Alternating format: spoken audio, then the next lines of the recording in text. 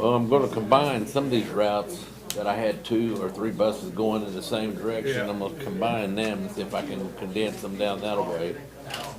And some of them I can't. I'm just gonna have to cut them. People's already raising Cain about that. Well, yeah. Because Well, and the problem is that, and to state the obvious, I mean, these people are using, to some degree, using skilled babysitters. And they gotta get to work in Tulsa, and they gotta know what time they're gonna leave, and if not your fault, but if you're gonna lengthen the time it's gonna take to pick them up, and that's what I'm seeing, that's what I'm using. I have one woman, she said, well, why can't you, if you have to pick our kids up here, why in the evening can't you take them on home? I could if I had a bus driver that would do it. I don't have the people.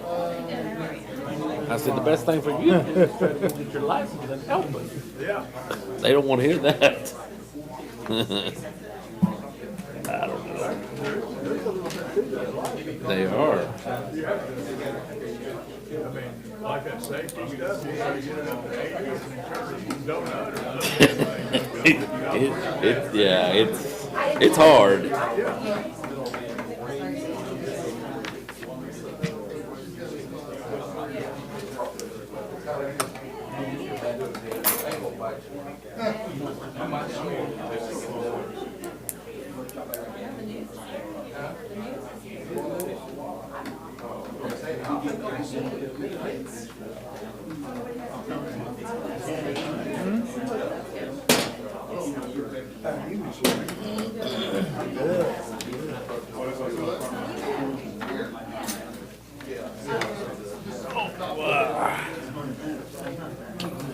The night. And I am on mute.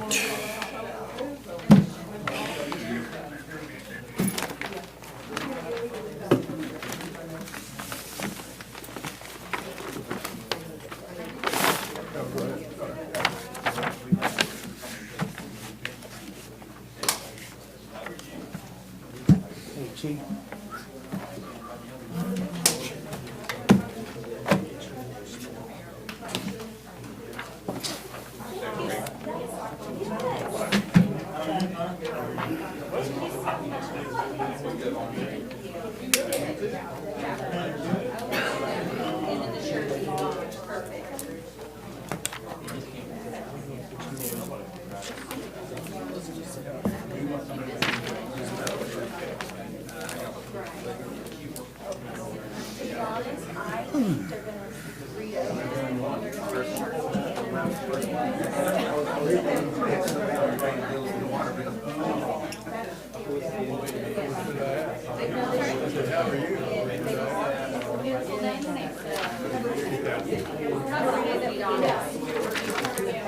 Well, at my age, that's true.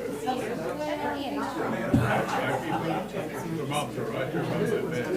If I pick it up, and it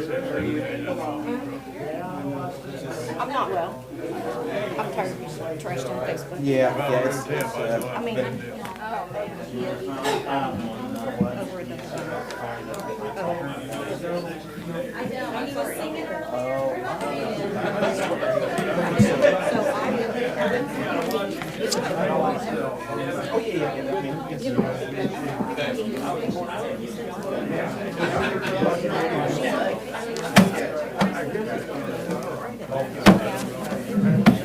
how you doing, Renee? I'm all right. How about yourself? Sleeping?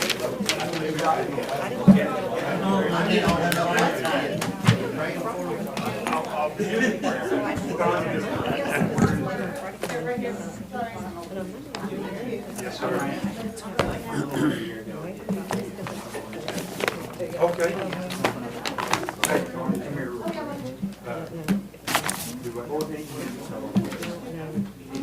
Yeah, that's very possible. So,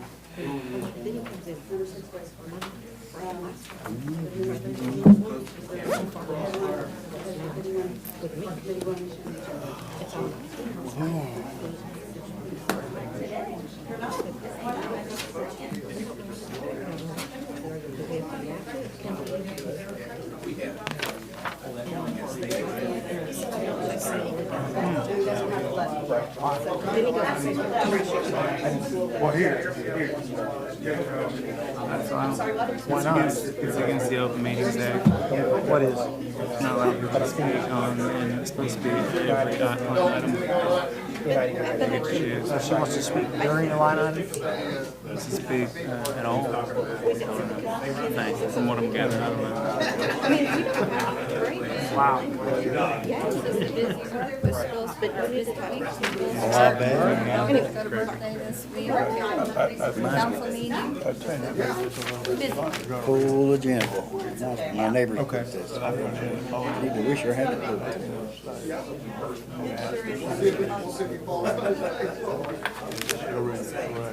Hey, who lives down there? You in that trailer house down there? Garfield. Who lives in that trailer house? Nobody. I ain't never seen nobody there. Well, they have Harvey Edwards. Oh, that's what He died, Janelle in here. So she sold a bunch of properties. Now, she still owns that as far as I know. I know she does. But, yeah, so there's nobody there. She's trying to get out of the rental business. But you couldn't, okay. I just wondered. You know about it? You couldn't rent it. Because you'd have to get another non-conforming. If we buy a piece of land. Anyway, yep. How are you? I'm fine. How are you, Patrick?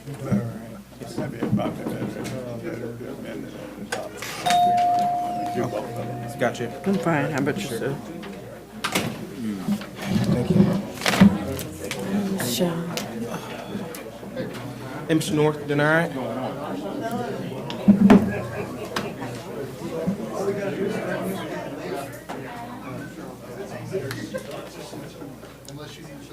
No, once you guys are done, that's fine. And you're not gonna.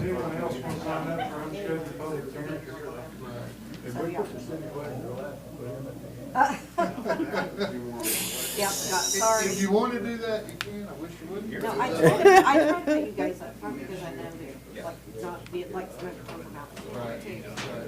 We appreciate it. Yeah, I did get you right after the one. Let me get your chair, Jimmy.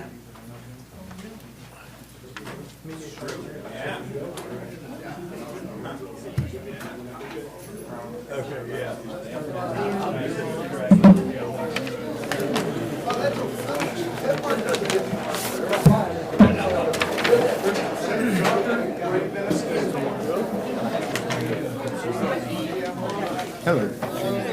We've been playing bumper cars. Jimmy, how are you doing? Yeah.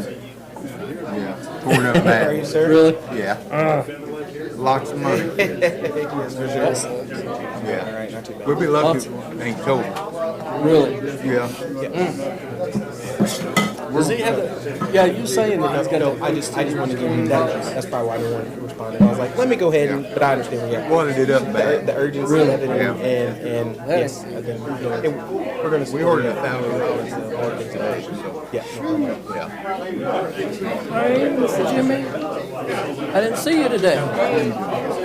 You was there? I've been good. We'd have got you in if you I was out there, but you must have missed each other today. Hey, let me. I was out there. See you come on. I know. Yeah, me too. Hey, babe, how you doing? Good seeing you. Did you speak to me when I was coming in? And I would just come beside you. Okay. Oh, thank you. I like it. You can always Thank you, Jim. Leopard, how you doing? Good.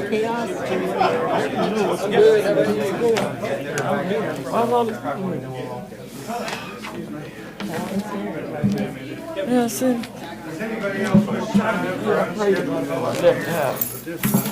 Did it pretty hard. You don't know who I serve. Hey, I do know I served. You're a witness. Yeah. Who's been coming down and preaching? Jimmy picked it. Plywood up, picked Raising that church back like that. It's been 2 years away.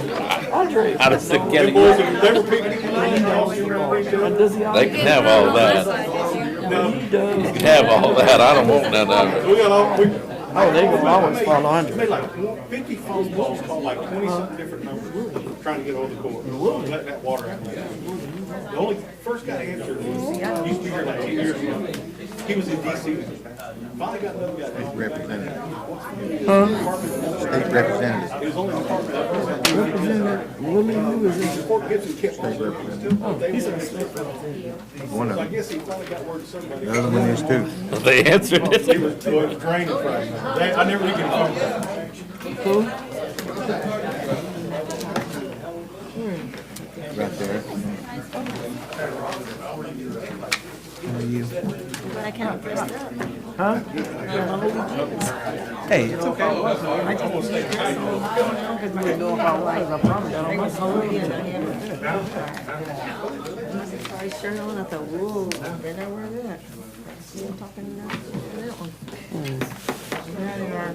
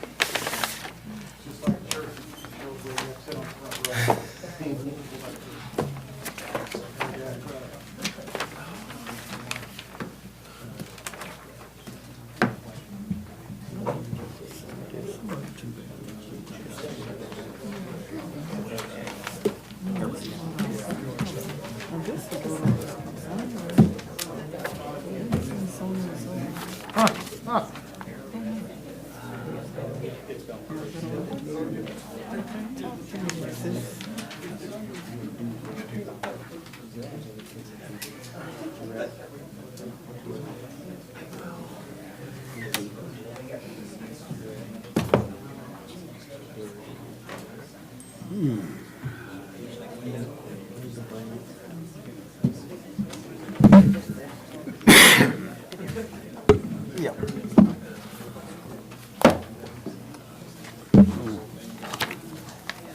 Ordinance.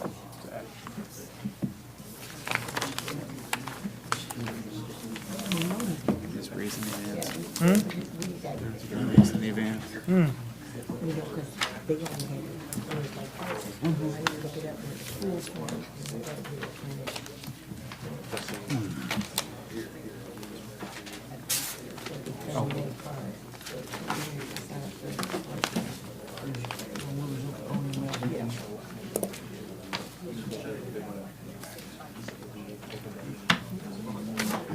Hey, Travis.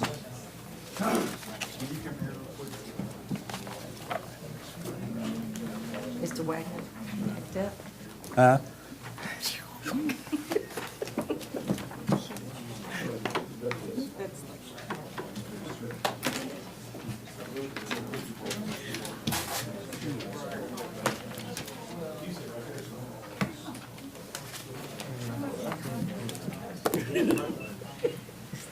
It's in my genes. In my human nature. Oh, yes, God. Hey. Oh, sorry.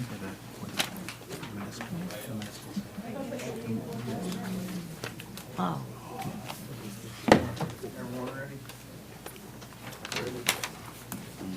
I'd like to call the City of Wagoner regular business meeting August 4th at 6:04.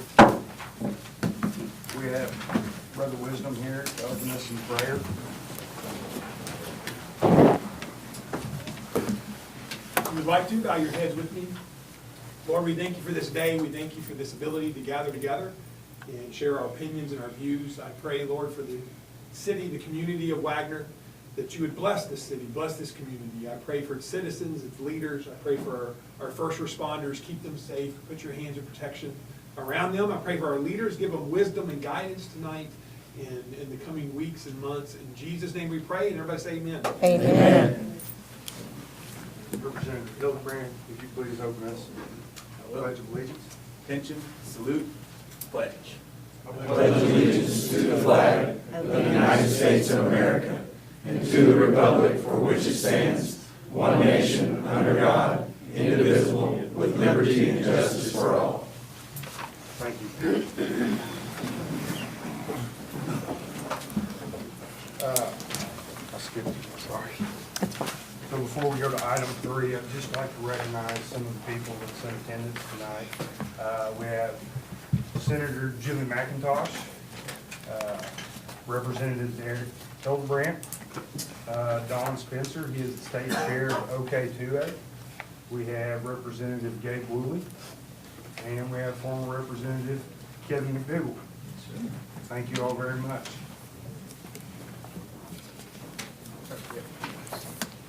Item number 3, consider approval of minutes July 7th, 16th, and 17th, 2025. I have a question.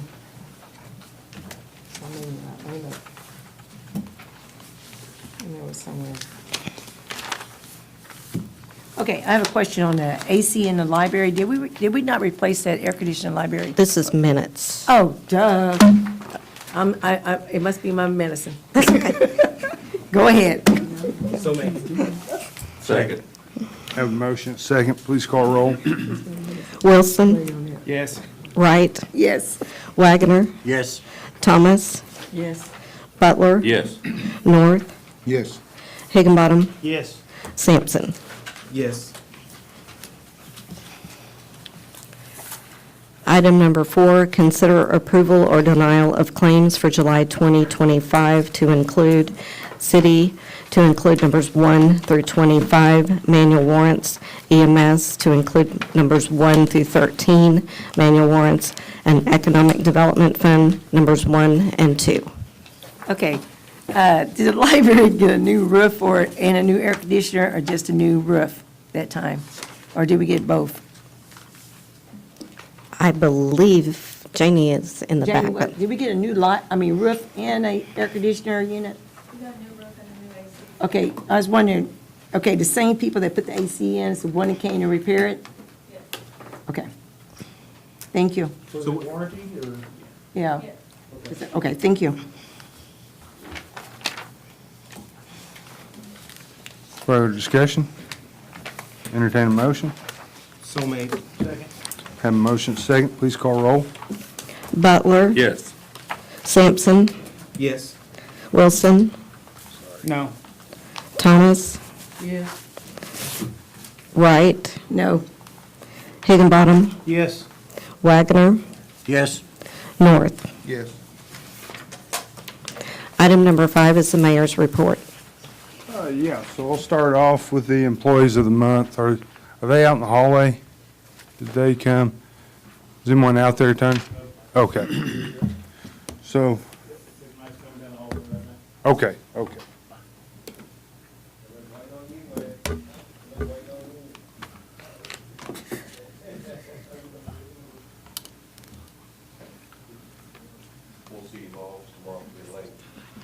So with the city, we have Big Michael Barnett with the police department.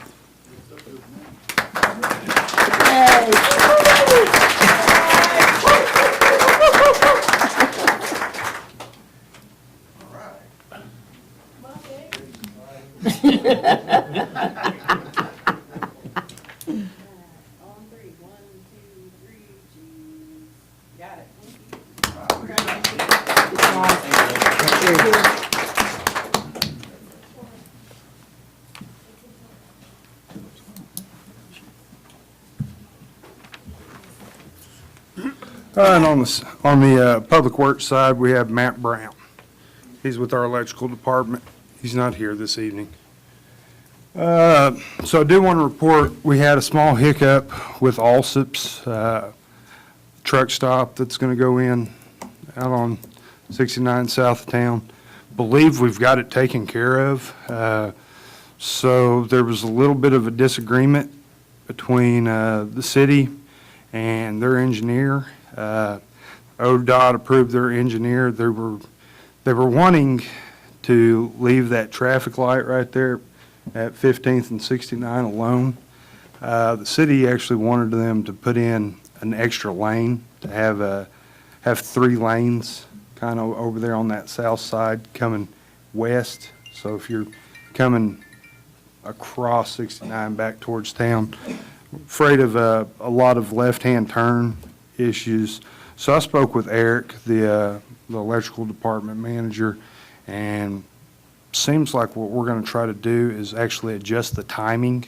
So I don't know, I hit it a lot anytime I'm over at Muskogee at their Walmart or around in that area. When you're coming out in there, you'll get a green light, but the other side will have a red light for a certain amount of time. And so it gives you a chance to turn left, to pass oncoming traffic and not have an issue. So we talked about that. They were perfectly fine with that. They were happy with it. So shouldn't have any issues, and they'll still be coming to town. That's going to be 40 jobs and over $1 million a year tax revenue is what they predict. So pretty glad we could settle that.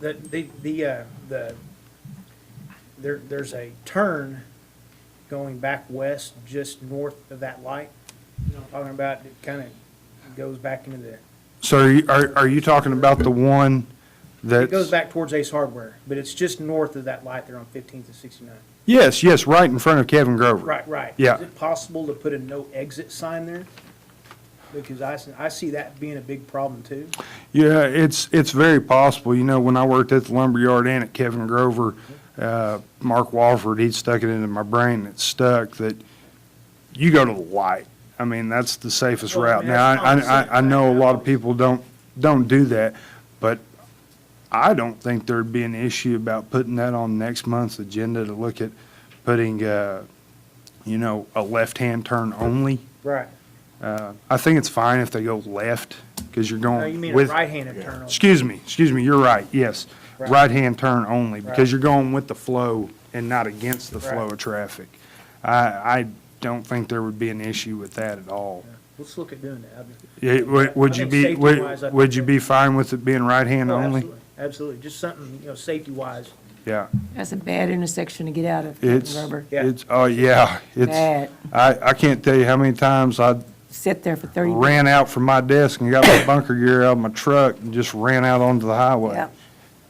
So, no, I think that would be a good idea, Yeah. Yeah. for sure. And, I may not even oppose to doing it going into Dawn Estates on the other side of Roadrunner. It might be. It's, because you can get to that light from there too. The lucky thing is, I think with the intersection right there at McDonald's and Brahms, we have so many accidents there that it overshadows any of the accidents that we have there. Right. I mean, you're probably talking about 2 compared to 12 down there, so. I mean, there's not gonna be a lot of people going in and out of that, particular road. Right. I mean, we know that, but I think if we just make it a right turn. only- Well, I mean, you're gonna have people that always wanna try to beat the light, Well, yeah, obviously, yeah, so, okay. I don't see a problem with that at all. I don't even think we need to wait till the gas station. No, I agree with you. I reached out to Chris Wallace, the Northeast Director of ODOT in our area, about we already have an ordinance about the jake braking. I had Johnny Wells, he stopped me in Walmart one day, and he said there used to be a no jake braking sign over there by the big red barn. And he believes actually when ODOT was mowing, they knocked it over, and it's never been replaced. And so I called them trying to see if we could do it, and they wanted to, and they wanted to make sure we had an ordinance. And I understand, I don't want to encroach on their territory, but we do have the ordinance. So we've tried to get them to look into that and lowering the speed limit down to 35, because the way they explained it to me that day, that was going to be a pretty simple thing. I mean, isn't that the way you took it, Gayla? Yeah, that's the way I took it. They must have changed their mind then, because years ago, let's see, 8 years ago, I was checking into it, and I contacted Bob, but they pretty well stonewalled it. They said, it'll take this, we got 2 guys that do this, and it'll take them. Well, I didn't think it'd be a big deal. I was mistaken, and I swore that Shoto dropped down to 35, but I think it's actually 40. But he acted like he didn't see a big problem with it that night, and we spoke, and he told us to have Jessica send this person an email, and we'd get the ball rolling. Well, we've kind of run into a wall. I mean, there's just, it's stagnant. And so I reached out to him about that and the Jake break issue. So I feel pretty good. He's a pretty good guy. I think he's helped us anytime we've asked for help, and so feel good about that. Then I believe it's actually this Thursday that ODOT will begin construction on Macquarie. Yep. We went ahead. Eric, did we turn on those school zone lights last week? Yeah. Yeah. Did he get with you, Jimmy, and go over the times and everything? So if you notice, if you drive Macquarie already, even though school starts Thursday as well, it's you hate to complain because we're getting Macquarie fixed, but boy, you know, it's going to be school zone traffic. You know, you pick your battles. I'm just very, very glad that Macquarie's being repaved. How long is that going to take? Do you have a time frame? They said 30 days, I believe. You know, that's, yeah, 30-day contract. You know, you always have weather permitting. But I've spoken to several people, and they don't even think it'll take 30 days. The last 2 times they did it didn't. So, But that, you know. because my understanding is it's just going to be a mill, you know, mill it up, then overlay. Can we So- put something out on the cities, on that, what do you call it? No, what is it, mass notification deal? Yeah, I don't see an issue with that at all. Maybe I need to Good go, idea. maybe I need to go down Madison instead of, you know? Do you have that route, or like what the school's wanting to be done, Jimmy? I got one, but it's not really gonna hurt me, really. I think I can work with it. Do you know what Harris, I mean, is Harris still want them to come down 7th Street and then a block down 7th Street, you turn back towards Ellington, That all stays the just same. everything's normal? Why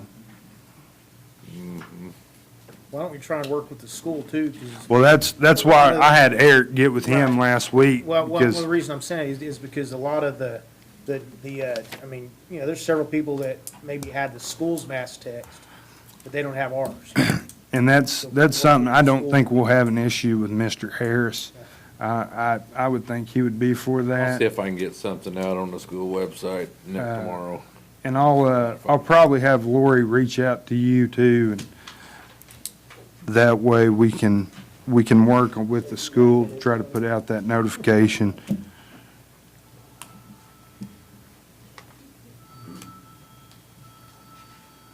Let's see. I know there's some other things I'm trying to think. Wednesday, me and a few members of Wagoner Fire Department, we went to Oklahoma Firefighters Burn Camp, cooked dinner for the children. That's always a great thing, and I'm very thankful that the city of Wagoner can have a small hand in that.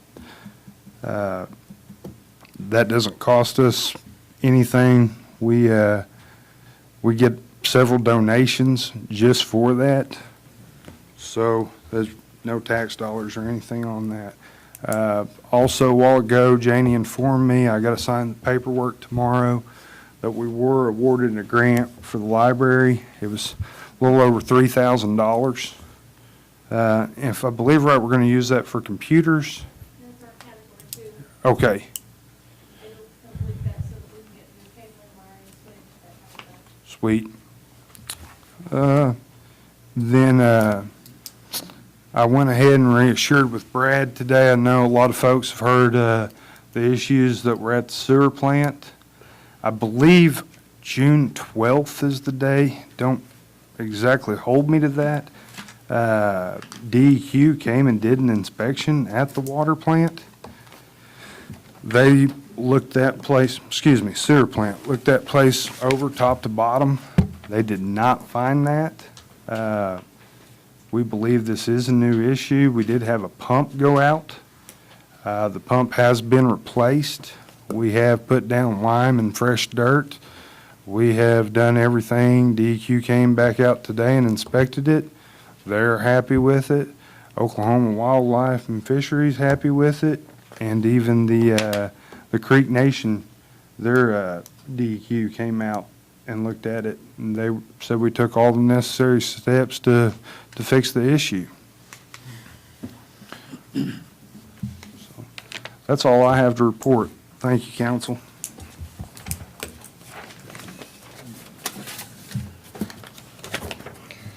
Item number 6, consider approval of ordinance number 984, an ordinance amending Title 10, Section 10306 of the Code of Ordinances of the City of Wagoner, Oklahoma, authorizing the concealed carry of handguns by any elected official of the City of Wagoner, Oklahoma, in any building or office space that is owned or leased by the city, except any courthouse, courtroom, prison, jail, detention facility, or any facility used to process, hold, or house arrested persons, prisoners, or persons alleged delinquent or adjudicated delinquent, except as provided in Section 21 of Title 57 of the Oklahoma statutes, repealing all ordinances or portions of ordinances in conflict therewith, and providing an effective date, or take other action.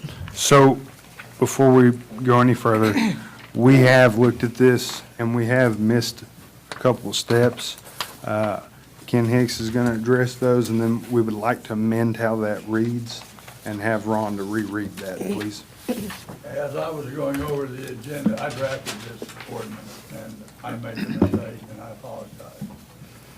But as I was going over the agenda this weekend, I noticed that I had left out the requirement that the elected official possess a valid handgun license issued pursuant to the provisions of the Oklahoma Self-Defense Act.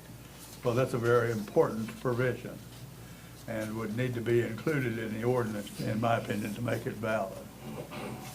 And so I would like to recommend that we correct and amend it the way that it was first presented.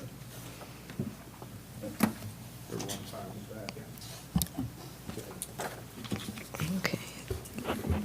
Consider approval of ordinance number 984, an ordinance amending Title 10, Chapter 3, Section 10-306 of the Code of Ordinances of the City of Wagoner, Oklahoma, authorizing the concealed carry of handguns by any elected official of the City of Wagoner, Oklahoma, who possesses a valid handgun license issued pursuant to the provisions of the Oklahoma Self-Defense Act, in any building or office space that is owned or leased by the city, except any courthouse, courtroom, prison, jail, detention facility, or any facility used to process, hold, or house arrested persons, prisoners, or persons alleged delinquent or adjudicated delinquent, except as provided in Section 21 of Title 57 of the Oklahoma statutes, repealing all ordinances or portions of ordinances in conflict therewith, and providing an effective date.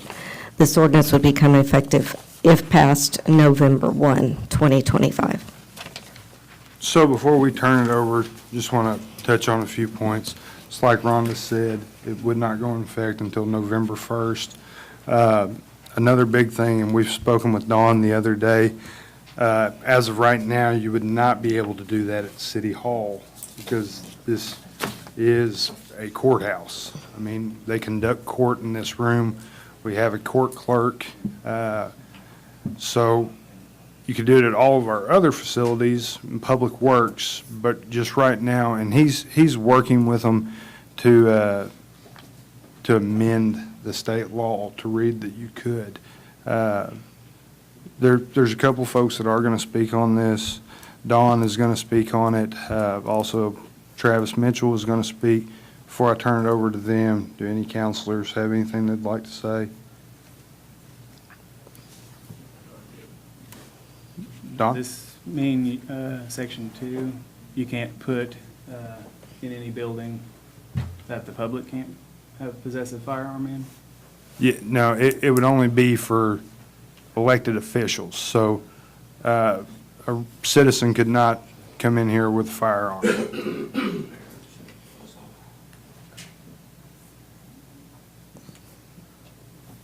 Don, if you can come up and if you have. Yeah, would you use that microphone as well, Don? Thank you. If you can set it up there on the podium, just make you're probably going to turn it on. On the side. There you go. How's that? Here, I think there's a button on the bottom. Don't make me put my glasses on. I'll put mine on. One more old man.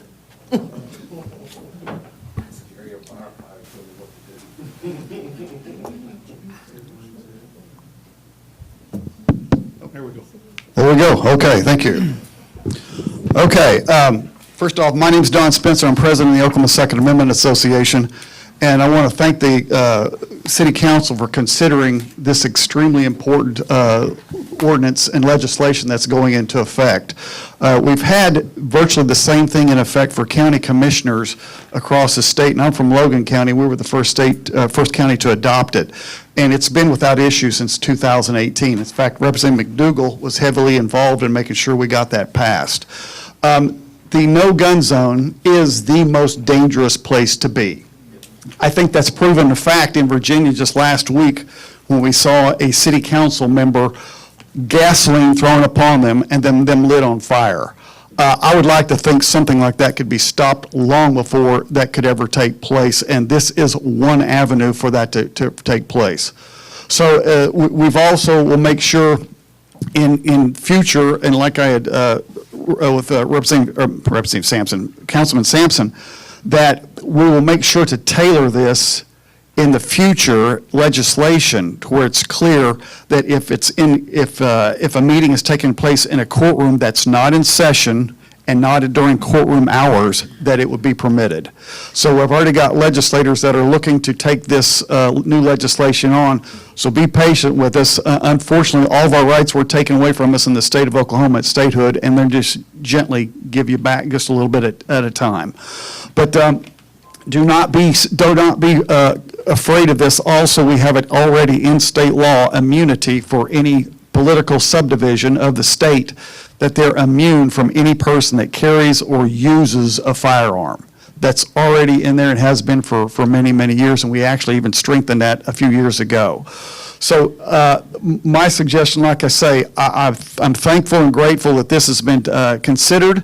And if there's any questions on this or on future legislation, and also I would like to extend the question. Right now, this board is taking under consideration for elected officials. The law currently says that you can also include employees of the city, and I would invite you at the next meeting to take that in consideration to expand upon that. Because like I say, we've had this in Logan County and other counties across, mostly rural counties across the state, take this on without issue. And I don't know about you, but it's not a far statement that when you need a firearm, nothing else will do. If there's any questions on this issue, on this ordinance, yes, sir. Yeah, I'm looking at an act here. Yes, sir. Bill number 1095, where it says, for purposes of this section, a firearm may not be What page are you on? Page 8. It's 2 and 2A. Yes, sir. May not be present inside a firearm prohibited location. Correct. In everyone, so if we can't allow them in here for the public, can we have them ourselves?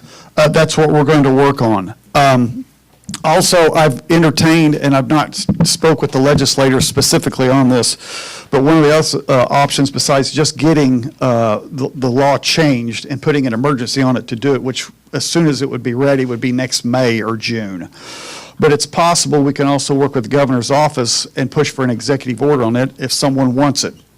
So if someone wants this, if the municipality of Wagoner wants that, we can work to push that. We have legislators here that are willing to help escalate that, to move that forward, and it's possible we could get an executive order from the state to do exactly that until the legislation goes into effect. But for right now, no. Okay, thank you. Okay. And also, if I might slightly change the subject just for a bit, we had a new law go into effect this year that was extremely important. It's called the Private Property Protection Act. And what this actually does is it clarifies that a person which can now legally not just only defend themselves, but they can defend their own private property.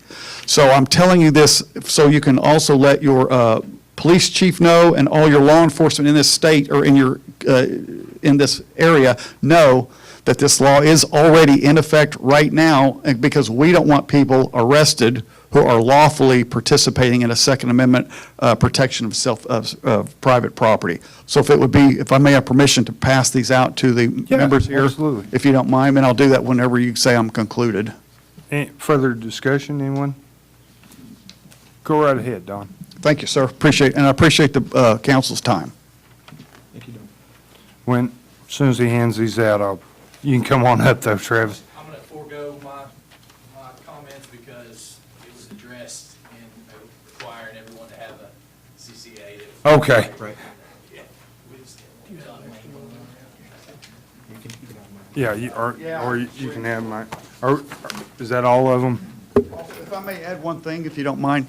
On the concern on the handgun license, it's coming down from the Supreme Court, and I think you'll see the ruling even the next 2 years, that a handgun license will be actually illegal because it's requiring a right have a price on it, just like a poll tax or anything else.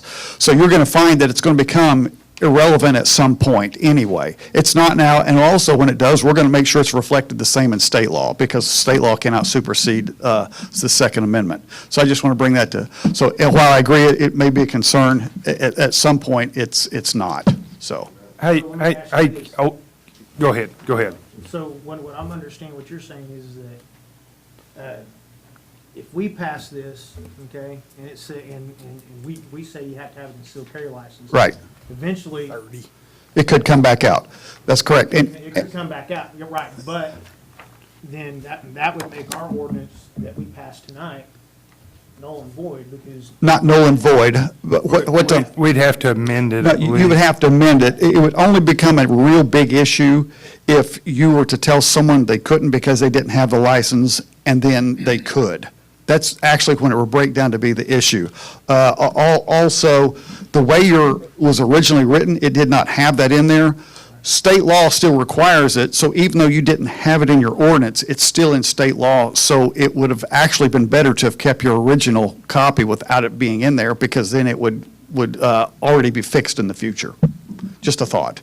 But you can come back and fix it just as easy as you're coming in here and doing this now, too. So. I've got Lori making copies of that. I know we're a few short up here. If anybody out there would like one, just go ahead and. But you'll find that this legislation. How many of them did you make, Lori? No, I wanted 30. Yeah. You'll find that this. Hold on, Lori. Sure. How many folks would like a copy of that?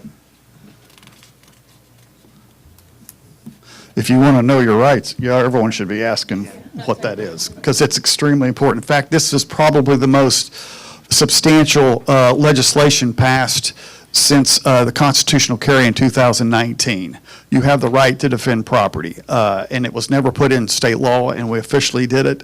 So, like I say, if someone's defending property, and it's very clear in the law, you cannot antagonize someone, then shoot them. Don't think that's going to happen. Don't think you can leave your car out in the driveway with the windows down and think you can bait somebody to try to steal your car, that's not going to fly. This is for legitimate self-defense. So if there's any other questions, Further discussion? What about like, is this gonna be like, I understand like we can carry, when a pass or something carrying a gun. What about mental evaluation? As far as a gun? Yeah. The carry gun, there's no requirement now, and nor has there ever been. Yeah, because some of us don't need to carry a gun. Ma'am, I agree with, no, I agree with you 100%, but that also comes down to rights or comes responsibility. Not all people need to be talking either, because they say some pretty stupid stuff. In fact, that happened right here in this room tonight, and the person was ejected. So with every right, we have to be responsible. So I agree with your concern, but the bottom line is between me in my home, me out in public, I want to be able to defend myself. If I'm willing to, I should not be stopped to because of somebody else's fear. Yeah, well, I carry a gun, but. Well, you're right in my pocket. That's perfectly fine. And I'm licensed. So let me just say this, Galen, we can always put in the ordinance that we adopt to require a mental health evaluation. Yes. For, Wait, for you- an individual that wants to. We can put that in our ordinance. No, you can't. If we choose. I don't see why we couldn't. No, you can't. I mean, It's a violation of the we're right. gonna, I mean. Because you'd have to require that for if someone wants to get a voting card, you'd have to require a mental evaluation. If somebody wants to preach, be a preacher, you have to get a I mental. get that, but I mean, in my opinion, there's some people that probably Yep, don't need one. If they're that concerned, they shouldn't be an employee of this city. I agree there. Yeah. Okay.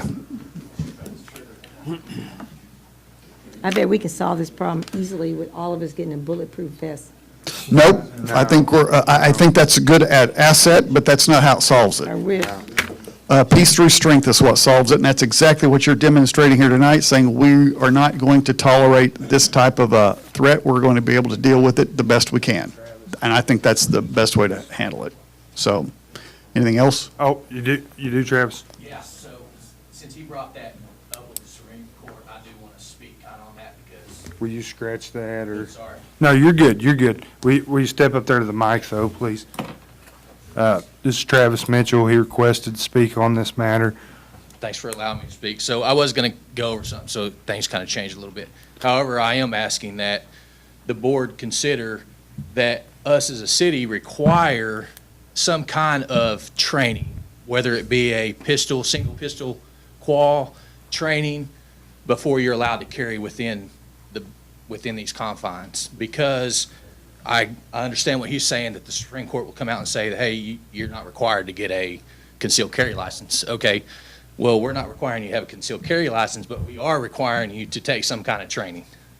So that's what I'm asking that you add to the ordinance, is that there be some type of training required, like a day course that you can go to Tulsa and take before you're allowed to carry within the confines of the building. But right now, where we're at, you're going to be required to have it. Yeah, Okay, so this is something that if it comes out. It- and we yes, address if then it say, needs to- hey, yes. amend this. Yeah. So right now, you are going to be required to Yeah. have that. Right. And then once that, okay, I just thanks, Yeah, appreciate it. yeah, no problem. Thank you. Further discussion?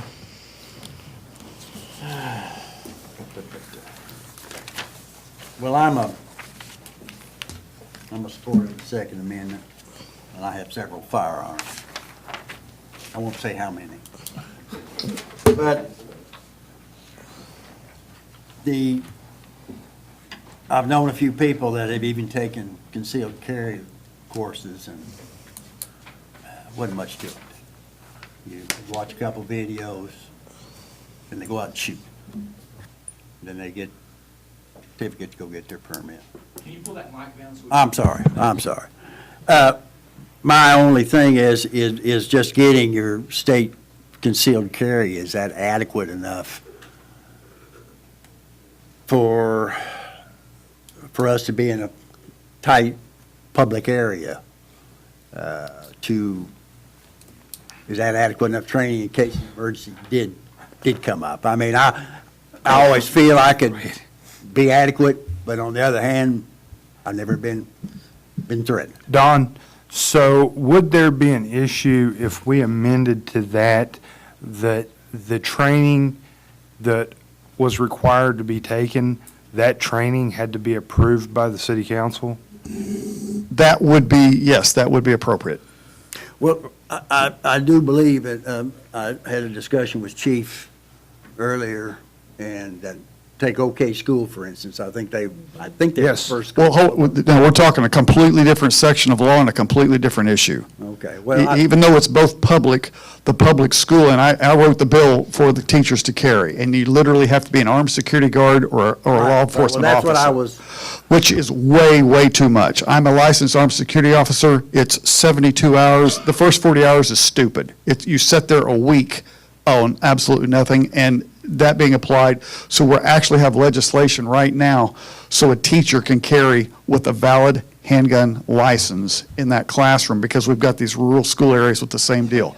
To alleviate your concern just a little bit, Logan County, hey folks, we got people named Bubba there too.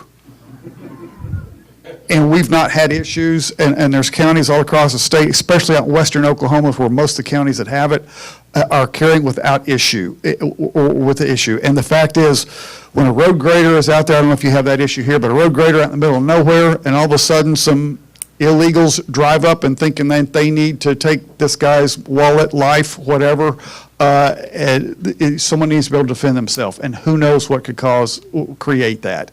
Right here in this issue, you're right, we're in a fishbowl. I agree 100%. And I only saw 2 guns in here at this time. So could someone come in and just take those 2 persons out first? What's the rest of us supposed to do? So I don't know about you, I've even thought about it in church, in a compact area, and I would rather have Granny on the 3rd row with the 38 slinging some lead at some guy that thinks he's going to just mow us all down, and unfortunately deal with the reaper after that. But I just know for sure, I've seen it work in my own life, peace through strength. If you've got a sign on that door that says elected officials are carrying in this building, it's going to improve your safety right off the bat. If it says employees are carrying in this building, it's going to improve your safety right off the bat. Because even crazy people will say, I don't know, I'm going to find something softer to go do that to. And also, it was a no-gun zone that happened in Virginia last week. So what's he do? He carries a can of gasoline. Who carries 5 gallons of gasoline? That's pretty desperate. So anyway, I can keep preaching, but there you go. Go ahead. Hold on, Travis. Correct me if I'm wrong, though, I mean, this initially was passed because some Wagoner workers were having issues with water boxes at the water plant, correct? Actually, it was broken arrow from what I understood. That broken, but also Wagoner City. Right, and they're working on how to do that. Also, it was a county issue too.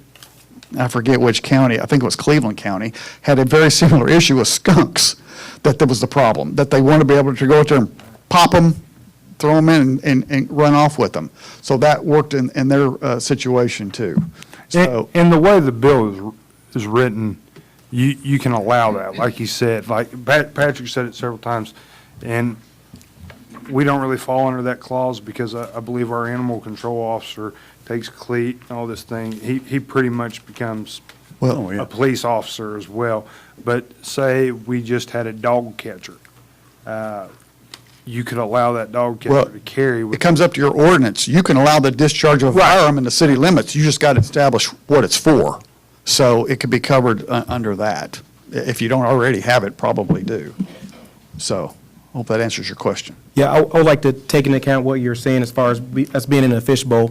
We got also look into, most of us, I think, we can still carry. And if we cannot through this ordinance, we got to understand, like, whenever we have to supposed to leave our gun outside the building. So that means when we leave here and there's an issue, we have to walk to our car to have our gun again. And then when we leave here, we got to go to our house. So that means if there's anything that's happening between us leaving our home, coming up here, putting our gun down in our vehicles, could be stolen, and then leaving here, going back out there, there could be some situations or issues from you going from your home up here and back home. So again, that's our constitutional right to make sure that we could actually protect ourselves, and as well as, like Don Spencer said, as far as we know that there's 2 people up in here. My military experience, and I know there's other ones in here that are OPSEC based. We know exactly what's happening here. We know exactly who's carrying.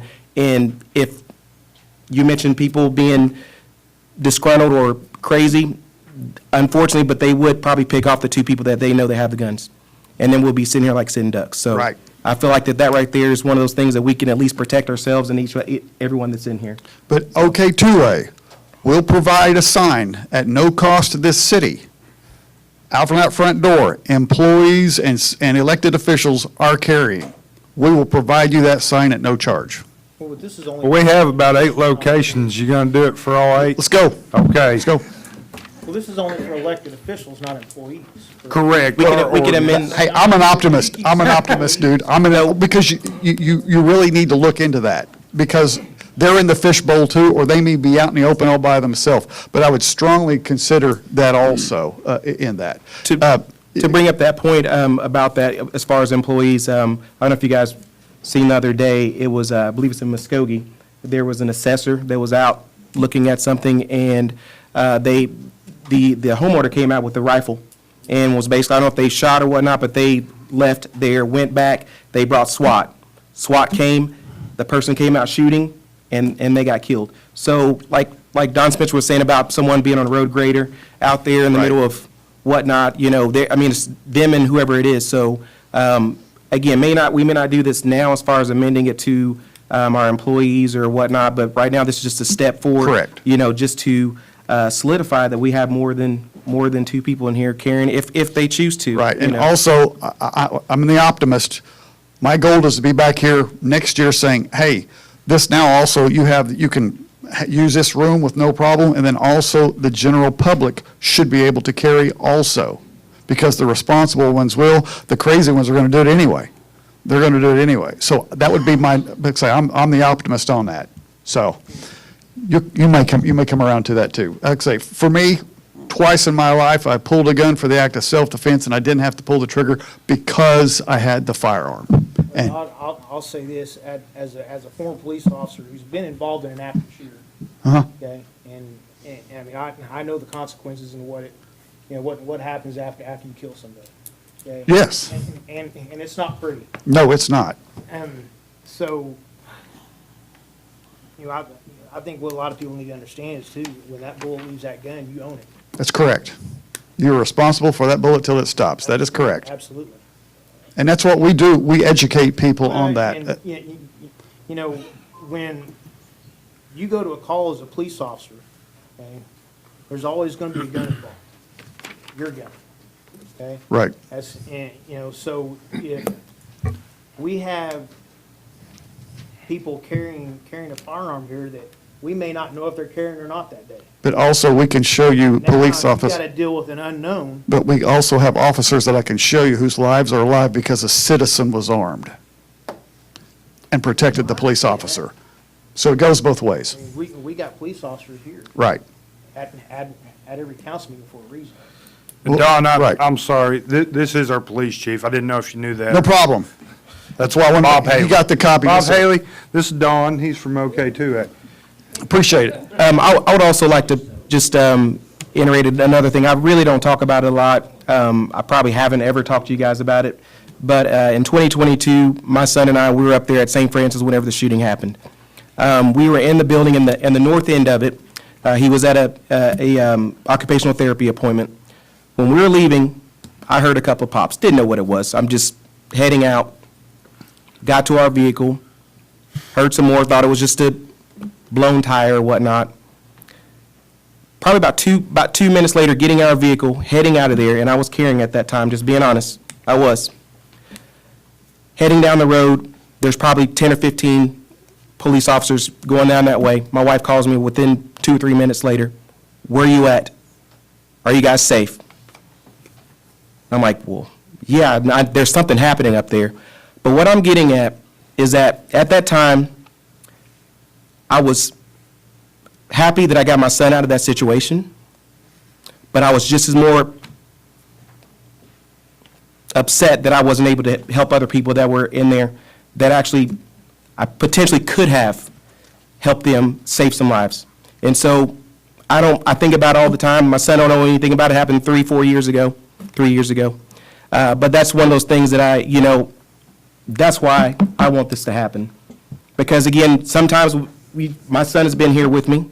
There could be someone, and I pray nothing happens to any of us in here, but my son could be with me and we leave here, and someone's disgruntled or mad or off their rocker and trying to hurt me or hurt my son. I want to make sure that I'm able to protect him and anyone else that's in here. And may I address one other thing?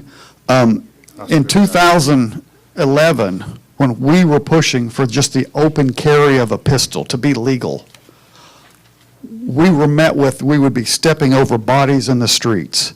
And the fact is, now that we've had years, over a decade behind us, crime did not change at all. The good people are carrying, the bad people are still doing their crazy stuff. When we said, let's do constitutional carry, where you don't have to have permission from the government so you can exercise this right, people looked at me like I had 7 eyes, which, who knows, I may have. But anyway, but as the culture comes around, they're realizing, you know what? It's good guys that are carrying these guns. It's good guys that are being responsible. It's good, and ladies too. So since it was not in our culture, now we're coming around. You go to Arizona, oh my gosh, you walk down Tucson, there's guys that are this tall, they got 6s on both sides and a Stetson hat, and it's just what you see. And so part of that culture has been accepted. So I understand your apprehension. I just know, like I say, good people are going to be responsible with the rights, and the ones that aren't are already being irresponsible, and they won't change. I'm all for being able to carry a firearm. I'm not questioning on that. Don't get me wrong, but you can't carry a firearm in a bank. You can't carry. Yes, you can. Yeah, perfectly legal. It's private property. Comes under that act right there, Private Property Protection Act. I assume you couldn't. No. I mean, because there's Nope, it's private property. no firearm, I mean, you know. Well, they can put the sign up. Right, but they don't want you to carry a firearm. Correct. Okay. But again, You can't I go to a carry bank it in that. Government building. I know you can't carry it in government. Correct. For now. Yeah, for now, but we're getting ready to change that. So, and that's what's a part of this. But again, that's a part of the culture, and also the uniqueness. Each city has a different setup. So we started with this blanket thing, and we knew we were going to have to come in and do little specialty stuff to fix it, to make us money. Because here's the bottom line. Broken Arrow, Representative Hildebrand also knows about this, but Senator Gillespie, they've got the Disabled Veterans Center that the city takes care of. Veterans can't carry a gun in a veterans center. That's an oxymoron. That's crazy. So that's what one of the main push for this is, so veterans could carry in their own building in Broken Arrow. Yeah, this is our Assistant Police Chief, Tony Pons. I'm all for everybody having guns and everything else. I've been in 2 shootouts. I've been a cop here for 34 years. I'm the assistant chief. I've got 2 of my old officers here that's been involved in shootings also. That one's been in a shooting with me. Now you tell me, and I know this Marine right here, being a drill instructor and everything else, if he wanted to, you know, he can come in right here with every one of these council members carrying a weapon. I know I can. And I can come here with the deal in my mind that I'm going to kill and be killed or. Right. And I can come in and I can start right here with Shane and work my way all the way around here to Higginbottom before they can think about doing anything at all. Now, if I was to come in here through this door right here and I present a firearm and they're sitting where they're sitting, Patrick is sitting where he's sitting at right there, and he starts introducing hot lead coming down range here. This gentleman here's going to get hit, this beautiful lady here's going to get hit, and everything else. And when we go to CLEAT, they train us 2 or 3 weeks training with our firearms. Some make it, some don't. But, and it's good, everybody carrying guns and everything, yeah, that's fine. But in here, this close proximity, can't no one tell me, like I said, I've been in 2 shootings. Can't no one tell me that this is okay. Now, I'm all for everybody carrying their guns and being, but my job as the police officer here and have been in the city of Wagoner for 33 years, everybody in here is mine. They're my protection. And I will lay my life down to protect everybody. While they exit out that door, I'll still be sitting here fighting. But I don't want to have to worry about my back with Patrick, anyone else sitting here, pumping leads down range, you know, at me while I'm doing my job. Now, maybe this Marine here, maybe so, I'll take, but no, all kidding aside, that's just what you have to consider. You know, I'm not talking about taking people's rights away. I'm just thinking about protecting. I think you've actually reinforced what I've talked about, peace through strength. If they know that there's that many in here, that's going to be the craziest of the crazy to come in here, right? I was a narc cop for a long time. Yeah, and they're crazier than crazy. Well, no, Not the cops, but what they deal with. But I said, you know, continue fighting the war on drugs and everything, you know. And all these officers out here jumping out of cars and doing everything that they're doing, did it stop something? No. It didn't stop. Right. You know, and this sounds good, it wears good, but it ain't good, like I said, because if was the 5th, we'd all be drunk and have a happy day. But I feel like there'd be more people harmed here than do good. Now, carrying guns, as he was saying, in malls and places like that. Chief Hayden was in the Muskogee shooting when he was down there, and poor fella, he didn't have a pistol at all he had was his badge. It's like, I'm the police. But the police were there, they were doing their jobs. They're like, come on with your badge or whatever. But our job, our first line of deal is to take care of the threat, get everybody to safety, not sit here and have a gunfight with, it's not an okay corral, but do our jobs, get everybody out, He's over there for a reason. Well, Officer. I'm here for a reason. I usually sit over there while I'm watching this door here. Right. You can't get in that door without Right. somebody letting you in. So it sounds good, and it probably would be good, but you have a lot of innocent people in here that, will be jumping up, and I can promise you one thing about a gunfight, and this guy will tell you, the ones that'll pull it and not hesitate, those are the ones that'll do work, but the ones that'll pull it and hesitate, those are the most dangerous ones. And I'm not taking anything away from anybody in here, is that everybody's got kids, family, and everything else. And in your mind, you're just a citizen, and I'm taking everything away, just a citizen. But if you don't have your right mindset, you hesitate, that's what's gonna get you killed. And that's what's gonna get everybody in this room killed. That man can tell you, and Patrick would say it, he'd tell you, he's an Army, this gentleman here was Navy and everything else. And I don't know about their battle, but I can tell you, if you hesitate, you're dead. I agree 100%. I also know that me being able to defend myself should come down to my decision. But I agree with your concern. It's fully legit. But the bottom line is, just like discussed, what happens between here and my car? What happens when you go to Washington County Courthouse? You can't go in there with a firearm. It's a problem. And actually, we're working on legislation so you can have firearm lockbox. You go to those places and you Right. fight another day. Right. What happens when you go to Tulsa at the courthouse there? You don't go in. I was just up there the other day filing some papers or whatever. I'm an officer, but I left my gun in the car, because I knew there was officers inside. Well, I didn't know why you would do that, but okay. Because I'm aware I have to have this gun on my hip to take care of business.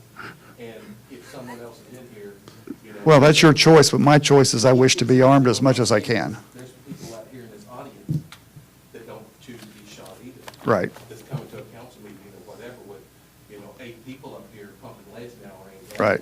But, I mean, it's just, But this is exactly the exact same argument that was brought to me in 2012, that there would be shootings in the street. People can't have guns in churches and all this stuff, because it's even tighter. It's even tighter in a church, it can be, and the same issue. But I agree, it could happen. But I want to be able to, someone comes in, you don't see them, I want to be able to do what I can to defend myself. but with everybody in this room right here, that's what I'm saying is if your mindset is, give everybody guns and stuff in here, and that's. No, with all due respect, my mindset is you be responsible with your right. If you can't handle the right, you won't exercise it. And there's people in here that have already told you that they would not do that. The citizen will do the right thing. They would not carry a gun because they didn't think they could use it appropriately. But how many people do you see walking around Walmart, tucking up in the hog leg on their hip and open? Occasionally. Because they think it makes them look big and bad. Occasionally, I see that. And here's what I think of. I think of, man, look at that guy exercising his liberty. That is awesome. You think that. Yeah, I know that. And, well, you know that, just hang on a minute. You think that, what I think when I walk into, let's say, Golden Corral, and I carry, most of the time I carry, I don't know what it is today, a cop lock 45.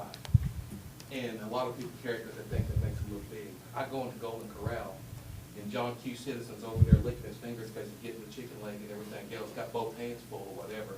You know what my mindset is? Sure, go snatch it. My mindset is that a person that wants to do damage, they can go snatch the gun, do damage, and leave.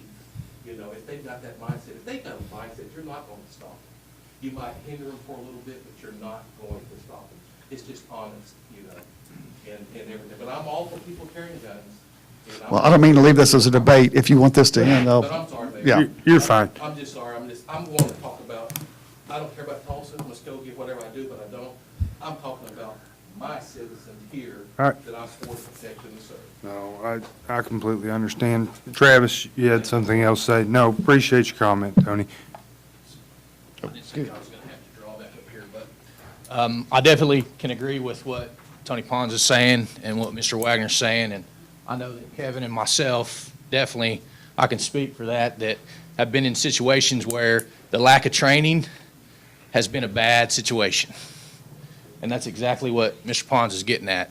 I don't think that anybody in here is disagreeing that anybody should be able to carry a weapon into this place. I think where the disagreement's coming is that I'm a realist. And I know with the lack of training, things go bad real quick.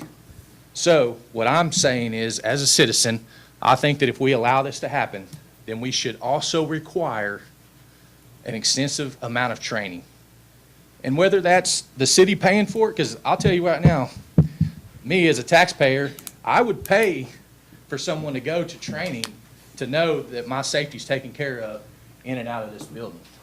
I mean, we pay for these gentlemen's safety courses, see what I'm saying? So, and knowing that that is there, so saying that, oh, nobody should go through training, that is so far-fetched that it's unrealistic. And to the point of it is that we have to be able to defend ourselves, of course, but we also have to go through that training. I know we've been through some training, lots of training, hours and hours of training, and I've had to take situations. I mean, I won't get into that tonight, but I've been in situations, high intense combat environments, where I've seen young 18-year-old kids, including myself, that if we wouldn't have had hours and hours of training, that he said 72 hours was a stupid amount of training. To me, that's a reasonable amount of training for a weapon. No amount of training is stupid. So, Absolutely. so in order, you know what I'm saying? That, Well, because if people didn't have training, as it reads right now, it would be required. Well, I think what Anthony was getting at that point before we got off track was that, okay, yeah, the concealed carry course, but also maybe we need to add a little bit more. I mean, I'm not. I completely agree, because listen here, I was sitting at a restaurant in Muskogee with my grandparents one morning when I was in college. I went to Connor State College on a shotgun shooting sport. Love guns. Sitting in this restaurant, the cook is their instructor, sits down in the booth. He said, "How old are you, son? 21?" I said, "No, sir, I'm 19. We can't get you. You have to come back a couple years." Told my grandparents, said, "Make a pistol with your fingers." They did it. He said, "Repeat after me. Bang, bang, bang, bang, bang." They said, "Bang, bang, bang, bang, bang." He said, "Congratulations. You now qualify for an automatic." I like to have a heart attack. Told my grandpa, I said, "Hey, you can't be doing this. You're going to get in a world of trouble. This guy's going to be getting in a world of trouble."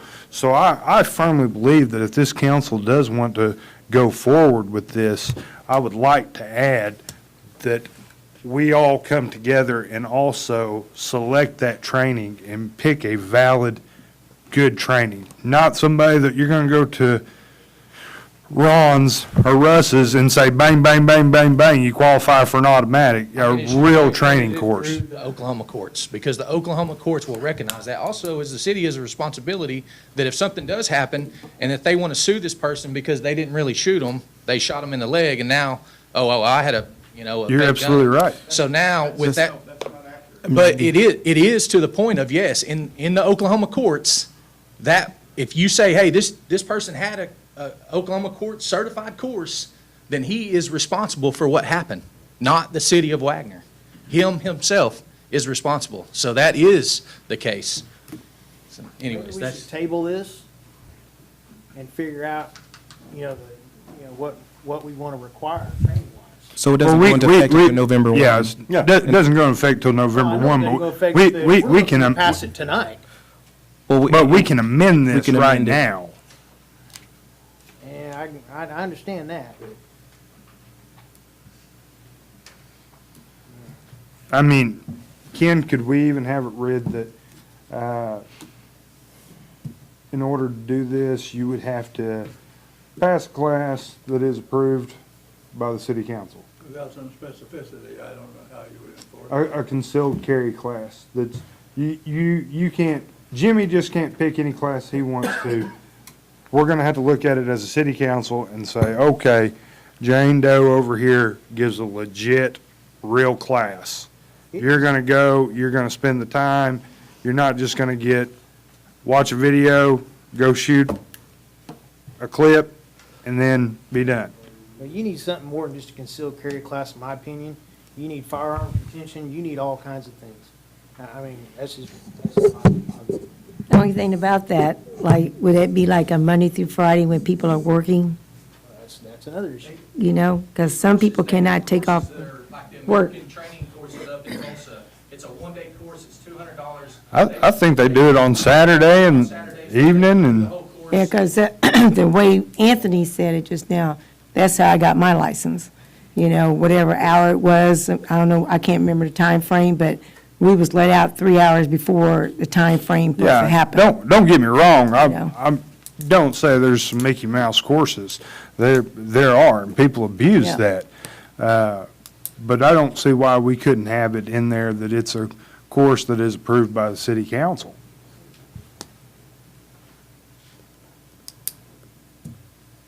Well, that's, like I said, that's one of my concerns is, you know, because I had a pretty good class, and my wife and I did, but, I mean, I've talked to people, you know, when I was younger, yeah, you know, but, you know, they say, oh, man, we went in there and we talked for, you know, an hour or whatever they talked. And man, that's the guy you need to use. We was in and out, went out and shot. No, I've heard that a million times. And which, you know, any other time I would have thought that was pretty good, but my wife wasn't real familiar with firearms other than, you know, her dad. So I said, no, I want to get somebody that's, you know, and like my same scenario, I don't, somebody come in and her shoot me, you know, by accident. But, no, I just feel that something a little more intense than just a concealed carry. So, but I don't know. It's up to, that's something we can debate later or get a committee for, or who knows what, whatever. Would you want that put in there? That the class would have to be approved by the council? Well, we can, I would like to. We could have it, like I said, I don't Because I don't have a problem mean, with us carrying firearms. if we go forward with this and let's say, We could probably even get someone to come here to do the course with, Probably. with the council. well, yeah, that's exactly what I'm getting at. We do 3 at a time, you know? Right. Yeah, we can't have corn. Yeah, so you do 3 at a time. But I also think, sorry, I didn't mean to interrupt. No, I you're also fine. think there needs to be a recirculation of that, you know, you don't just train one time and then Yep. you're on the board for it, you know what I'm saying? I think it should be in every. That is true. That is Right. true. You should have to qualify Because with the your, more you train with with that, your the weapon. more you're gonna learn. You should have to qualify every year also. Well, I mean, that would kind of go into what Tony's saying too, you know, if you qualify with that weapon. You know, my sister-in-law's a light horse, and I think she's required to score a 90 is, yeah. So, I don't see anything wrong with putting that in there, that you Well- qualify. Like I said, my main concern is not so much for me, which, I mean, but I've never been threatened personally, other than somebody threatening to run against me. But, but like I said, look how crowded it is, well, some people like, how crowded it is tonight, and sometimes it is, and, you know, people get out, and I'm not saying anybody would, but they get excited, and they're trying to shoot that fellow over there, but they might hit the person next to them, you know, it's just, anyway, I just want to protect, not even so much myself, but I want to protect the city. Oh, absolutely. And the citizens, so, Well, I think that's what we signed up for. that's right, that's right. Cross all the Ts and dot the Is. Further discussion? Would we like to amend that to read that? Wait a minute. Drafting an ordinance on the fly is not a good idea. I mean, that's the only way I can put that. That's not very legal, but that's not a good idea. Well, In order, if we're going to do something, we need to do it with some specificity. Especially What something training as is it important as going to this. be, and we're going to need, and that sort of thing. Well, that's why I thought maybe a committee, Patrick, this was Sampson. your idea. Maybe, What maybe are even you a law thinking? enforcement, somebody from the law enforcement to be on the committee to help us decide, and we could come up with some good avenues, and then that way, everything's in writing, and it gives you time to work it up. What do you think? Only thing I could think of is, we could do something as far as have someone come here and do a course. We do have until November 1, but the main thing is we could also do something in there in the ordinance to basically do a course because the thing is, just like you said earlier, only thing you had was someone run against you, and we could be on here right now. Next term we may not be on here, so we'll still have that course, or someone could be doing that the very next 2 or 3 people that are in here, if they choose to do that. And so that's the reason why that I felt like it was important, for the fact that I believe that most of us are responsible. Oh, I do too. Responsible, and I've heard the mention of like, well, why do we want elected officials to carry? They can barely they're hotheads and all this stuff like that. Well, I feel like that if you elect us, you need to make sure that you know exactly who you're electing. And so if we can't pass legislation or ordinances, then if you have us in here to pass legislation or ordinances, then you need to make sure that it's the same that we can carry to protect ourselves and each other. So I feel like that's just. But I believe that we can. I think that we should do that where we have a course in there, and then also have some. To agree and to be responsible. I feel like that we can add it to where we can have some, of course, even a year or 2 year, 2 years refresher. Yeah, whatever. But again, like I said, it could change next year. Well, that's We'll right. have to redo it over again for someone else. Well, I just feel. You're 100% right there. We would be a little more legislation- prepared, and for the situation, and not everybody may want to carry, but we'd be the ones that do would be a little more prepared, and the city would be more prepared. And, like I said, I have no problem with carrying a firearm. I was gonna say, I feel like the majority of the board already does. I don't know, but I know, but most of us already do carry. But I just. And so I think that and the only reason why we are carrying is because we want to protect ourselves and our families. Oh, that's No matter if you're at your home or you're here or anywhere else. And so I don't see what the difference is whenever we're and really, again, this won't happen until November 1, but I feel like that we're basically not giving ourselves the opportunity to protect ourselves. I wish that I can put all my trust in Mr. Officer Pons and Chief back here. But again, like right now where we're sitting at, you're not in a good position. He may be, but right now you're not in a good position right now. I am. If you're over there, yes, You're over there, you're in a good position, and you shoot me and this lady right here dead in the head, pulling your gun and using it that way. But so the thing is, it comes back down to being responsible. I've done a lot of extensive stuff myself.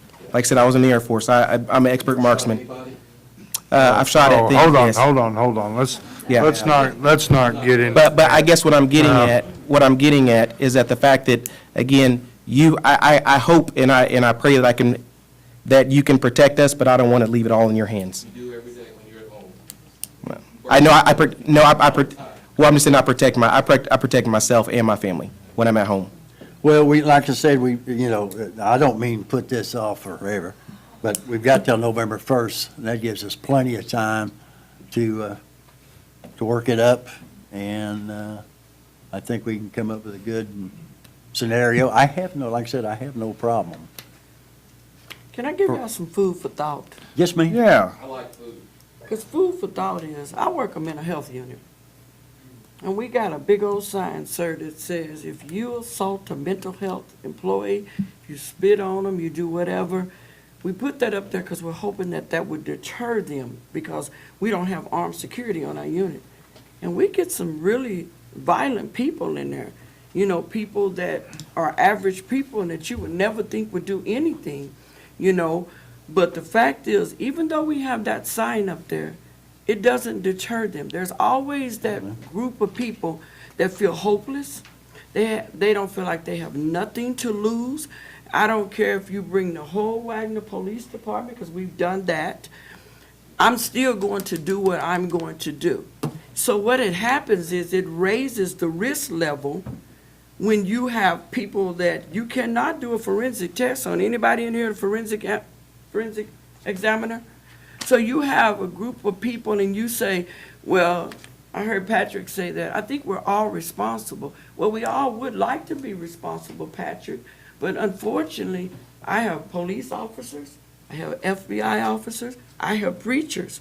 I have many people that come on our unit, and they're in a place where they are so desperate that they'll make a choice that they would never make. And so when you're wanting to put this type of law in place right now, we're not examining all the pros and cons, it makes it a dangerous situation. And I don't want to be in this little closed room right now with everybody giving their opinions. Sorry. And we don't really have the facts, and we have not given it the study that it needs for a smaller area. And it may work for Logan, you know, and it may work for Cleveland, but how would it work for us? And Patrick, yes, you go a lot of places, and many of you go a lot of places, and you don't have your guns. But that is also life, and that is the what if. We really need to consider this, because I would hate for you to lose your life, or you to lose your life, because someone decided, well, we're just going to do this. And I'm all for people protecting themselves. I don't own a gun. I'd probably be Barney Fight if I did. I don't know how to shoot a gun. Beside my bed, I got a 9-iron.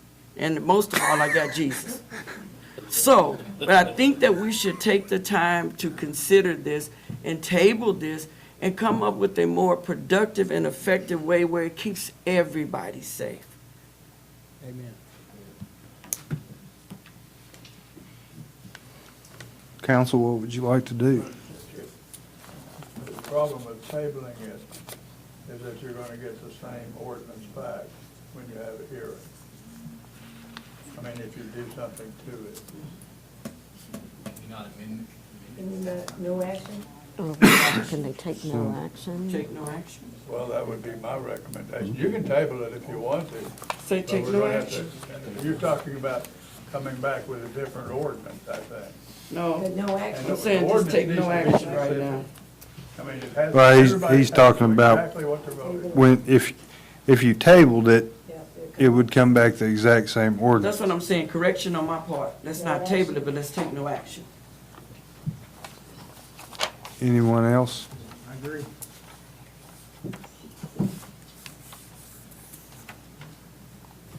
Further discussion? Patrick? Could I, this isn't on the agenda, and so maybe you can't appoint a committee, but I'm gonna need somebody to work with. If I'm gonna have to, if it's gonna be my job to draft it. Well, I think me and Patrick and we'll, I believe that Mr. Spencer and some other ones can definitely help get it drafted the right way to council, this isn't on the agenda. Would you be okay if, I reached out to a few of you and we kind of talked about this and with Hicks and Patrick, maybe Renee, Kevin, Anthony, if anybody else like to be notified? I think everybody should be involved to Yeah, a certain that's- degree. Should follow our police department. Maybe law enforcement. Yeah, no. We're leaving out the most crucial, department here. I think Hicks is right. I think next agenda, then, if we're gonna take no action tonight and we wanna look at this moving forward, then I'd say on the next council agenda, we form a committee. Well, I think we definitely need a committee. I really do. Everyone agree with that? Will you make note of that, Rhonda? Yes, sir. Further discussion? Take no action.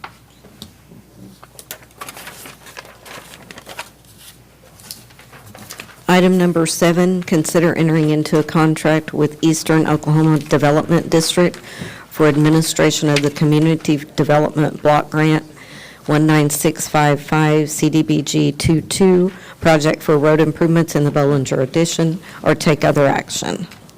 So yes, so this young lady here is with EODD. She's going to speak about our grant we've received to do over in the Bollinger Addition with the asphalt. Go right ahead. Good evening, council. She probably needs to pull that mic. Will you, yeah, thank you. It's really hard. All right. Oh.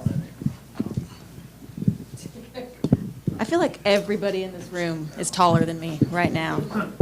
Not me. Good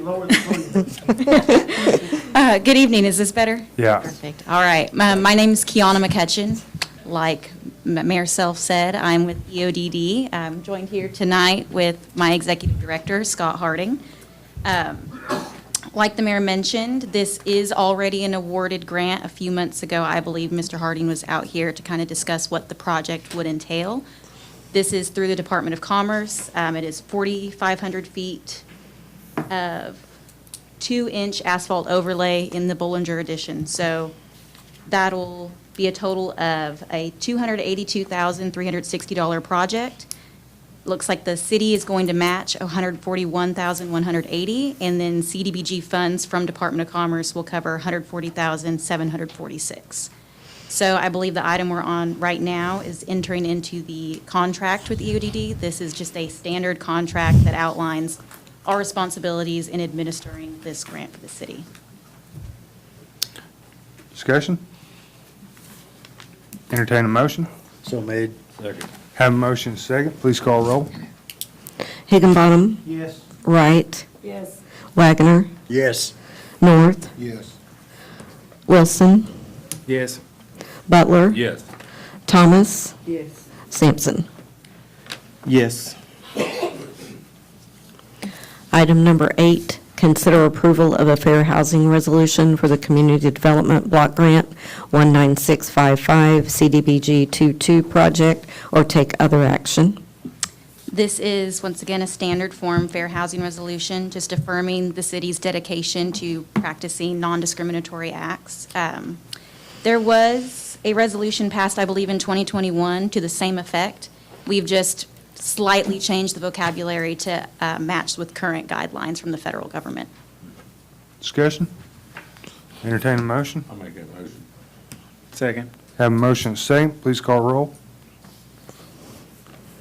Wilson. Yes. Thomas. Yes. Wagoner. Yes. Higginbotham. Yes. Sampson. Yes. Butler. Yes.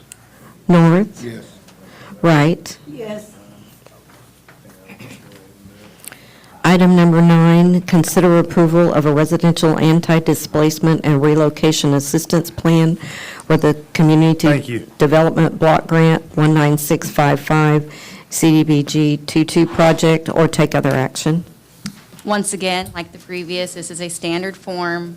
This really will not apply to a street improvement project, but it applies to all CDBG projects. Essentially, what it means is, should anybody need to be relocated from their home, the city would take the proper measures to ensure that it's a safe transition for them. Discussion? Entertain a motion? So made. Second. Have a motion second. Please call roll. Butler. Yes. Sampson. Yes. Wilson. Yes. Wright. Yes. North. Yes. Higginbotham. Yes. Thomas. Yes. Wagoner. Yes.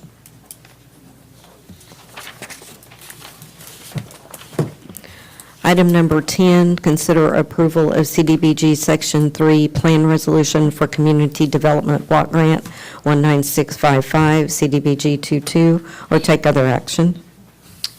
I know I sound like a broken record, but You're once fine. again, standard form required by Department of Commerce and HUD.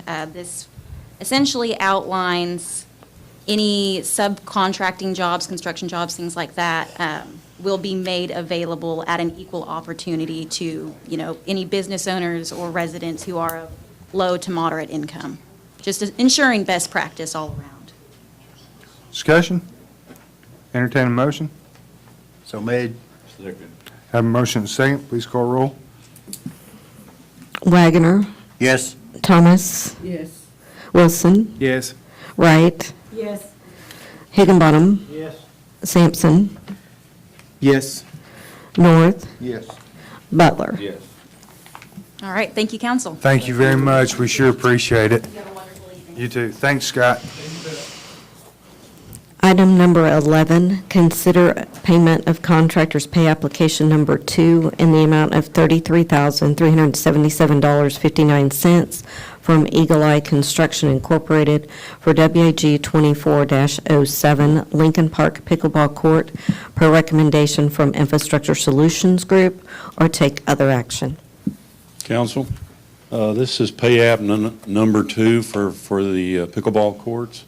I've reviewed the pay app. My recommendation is to pay it. Discussion? Is it complete? Is that in by then? No, it's not complete yet. But this is final payment, right? No, this is not final payment. This is progress payment. Sorry. Will it be complete, you know? I talked to him. He's going to start paying this week, and he expects to be done by our next council meeting.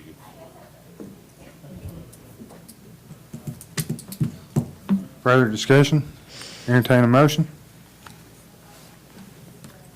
So made. Second. Have a motion and a second, please call roll. Butler. Yes. North, Yes. Higginbottom, Yes. Sampson, Yes. Wilson, No. Wright, Yes. Wagoner, Yes. Thomas. Yes. Item number 12, consider accepting a bid and entering into a contract with Lone Hickory Cattle LLC in the amount of $173,974 for City of Wagoner drainage improvements for the Union Pacific Railroad bore per recommendation from Infrastructure Solutions Group, or take other action. Council, we bid this project once before, and we got one bidder on it. It was for $200,000. I presented it to the council to rebid the project, to get more bidders involved. We thought we had 2 that was going to rebid the project. Second one decided he didn't want nothing to do with the railroad, so we ended up with just one bid again. However, the second bid was right around $26,000 less than the original bid. So my recommendation is to award the project and move forward on it. Discussion? Entertain a motion? So made. Second. Have a motion and a second, please call roll. Sampson, Yes. Wagoner, Yes. North, Yes. Higginbottom, Yes. Butler, Yes.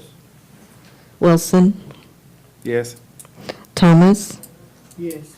Wright, Yes. Okay. Item number 13, consider accepting a bid and entering into a contract with DP Supply Company in the amount of $95,227.75 for WAG-19-01B drainage improvements, materials only, per recommendation from Infrastructure Solutions Group LLC, or take other action. Council, this is another portion of the drainage project. On that project, we got to have some materials that council authorized us to go out for sealed bids. And if you look at the bid tab on the back sheet, you can see that DP Supply was the only one that provided bids for 3 items that we were needing. We did get a bid from Oklahoma Precast, but they emailed it to me, which I consider is not a sealed bid, okay? So I did not put their total amount, even though they were more than DP Supply, so we would have recommended DC Supply anyways. So that's our recommendation. Discussion? Entertain a motion? So made. Second. Have a motion and a second, please call roll. Who was my second? Me. I'm sorry. Jimmy. Jimmy, thank you. Mr. Jimmy. Wagoner, Yes. Thomas, Yes. Butler. Yes. North. Yes. Wilson. Yes. Wright. Yes. Sampson. Yes. Higginbottom. Yes. Item number 14, consider approval of payment for contractor's pay application number 1 in the amount of $60,848.48 for WAG 23-02 wastewater treatment plant headworks from Darius Contractors LLC per recommendation from Infrastructure Solutions Group LLC, or take other action. Council, this is a progress payment number 1. If you look at the application, it's mainly for the bonds and insurance that was required for the project. And there's a little bit of money in there for the materials as far as electrical goes. Just to give you an update, we're still getting submittals and reviewing them, but we got materials on order, and it's just taking forever to get materials in. Discussion? Entertain a motion? So made. Second. Have a motion and a second. Please call roll. Higginbottom. Yes. North. Yes. Butler. Yes. Sampson. Yes. Wilson. Yes. Thomas. Yes. Wagoner. Yes. Wright. Yes. Item number 15, consider project update and approval of contractor's pay application number 4 in the amount of $94,790.45 from Glover and Associates Incorporated for WAG 24-09 2024 street rehabilitation per recommendation from Infrastructure Solutions Group LLC, or take other action.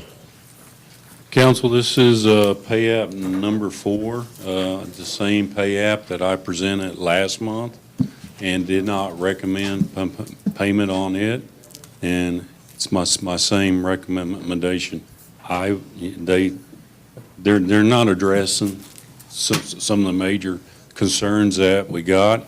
I will be calling a meeting with them and the mayor and Thomas. And, we just need to work through it, but it's up to the council if they want to go ahead and approve it or not. Is that their final pay app? No, it's not. It's a progressive pay app. In fact, I have received pay app number 5 today. You said they haven't addressed the issues that. We got some major issues down Jefferson, and they basically are saying it's done and it's complete, and we disagree. They did do the road on the cemetery, and it's acceptable, okay? And they have addressed raising of the manholes, the edges on the side, but there are still some other items on there that they are saying that they're complete on, and I don't agree with it. I don't think Thomas agrees with it, so. Was they supposed to come back and done them driveways back so far? You know how we. Yeah, we talked about it that day. We talked about it that day. That's what I thought, but I wasn't for sure on that. They said that they would do that. Well, they haven't fixed the issues that. The letter that I got says we never told them about the issue, so. Do we have documentation saying we did? Well, Just an email. I think Mr. Butler was there, Mr. Self was there, Thomas was there, and myself was there. Oh, and that, And I sent him a letter. well, and your inspector was there too. What's his name? Inspector was there, yes. Yes, and I sent him a 34-page, I think it was 34. They flat out said that they would take care of all the issues and make them right. But now they're saying they're done and they ain't touching, they're done. The hiccup is the gentleman that said that no longer works for them. Well, he did it the time, though. Well, he's a They gotta stay around here where they can work. I don't see why we should write a check until they address the concerns. Well, we actually talked to 3 folks about Jefferson, and all 3 of them said, yes, that needs to be addressed. One of them is still there. So, or I think he is, so. When was the last time you talked to him? Well, he would been on vacation for a week, so. But the council can approve if you want. My recommendation is not, and we need to get them involved. We need to get a meeting in here with the mayor, your director, myself, and we need to go through it with them again. Thomas has something. Go ahead, Thomas. That pay request, they done the cemetery, and they done a good job on the cemetery. But their pay app is for the cemetery and Jefferson. Well, we're not satisfied with Jefferson, but if it was a pay app just for the cemetery, it would be different, but it's for both, and Jefferson is not. Well, we might tell them that, that we'd more be glad to pay for the cemetery work, but, well. And they have been addressing Right. a lot of the issues, okay? I don't want y'all to think they haven't been. They took care of church and Casper out here. I think it looks good, okay? They've taken care of some other things around the area, okay? So, I was more than willing to come up and recommend payment for them until they said they wasn't going to do anything with these other concerns that we got. That's what swayed my recommendation. Entertain a motion. Make the motion to not pay Weber and Associates until our issues are addressed. Second. Have a motion and a second. Please call roll. Butler. Yes. North. Yes. Wagoner. Yes. Thomas. Yes. Higginbottom. Yes. Sampson. Yes. Wright. Yes. Wilson. Yes. What's going on with you? Item number 16, consider ending the probation period on the following employee or take other action in the police department. Jarrett Meredith. Wait, you want to let Bob speak Oh. first, or? Oh, yeah, go ahead, Bob. Sorry. We hired Jarrett back in February. He graduated from CLEAT middle of the month, last month. He's been doing a good job for us, and I'm going to recommend that we remove him from probation effective today at $19.87 an hour, which is no increase. 1987? Correct. Okay, Devin, now. Is this executive session, or we just take no action, or how's it? Because I have some concerns on this one. It is not an executive I session. know. And I got some serious concern in my book on this employee. You talked to chief about it? I don't know if I have not, but it's been publicized. I don't know. So why is that not on, I mean, just asking, why is that And I not? addressed it with the mayor. Because it's not salaried. It's not salary based. Could we not go into executive session? Unless, I mean, That'd be up we to can't Ms. amend what's on there? That's up to Mr. Hicks. You said salary employee? Has to be a salary employee. Was the fire department a salary employee? Some of them, the chief and the deputy. I mean, like Mr. Moore. In the past, we've done that. Yeah, because I remember seeing that.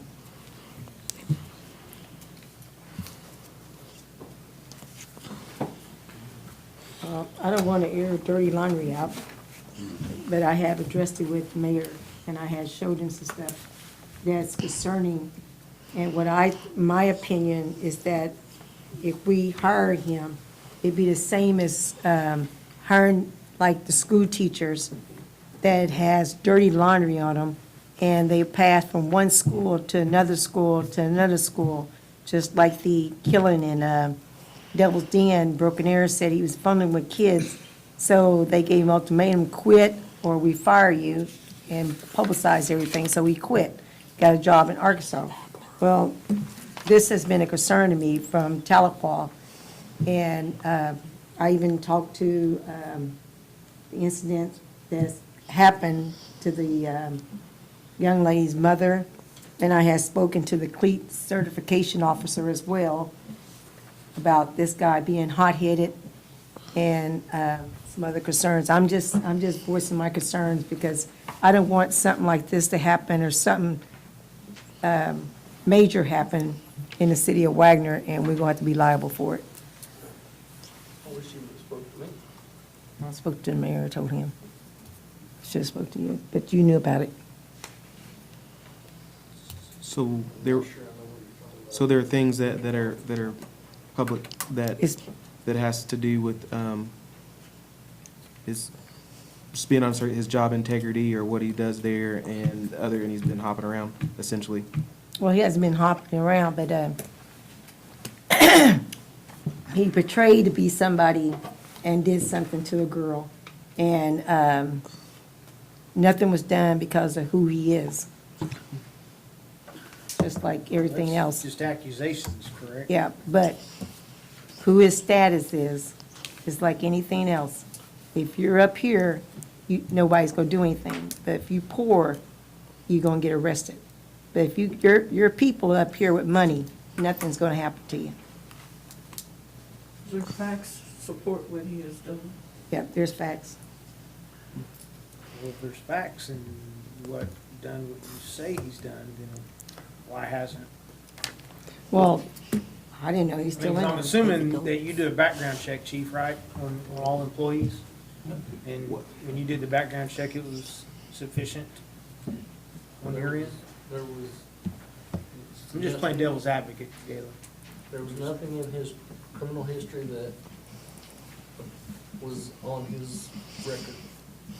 So that comes back down to So what he's not convicted of any crimes at all.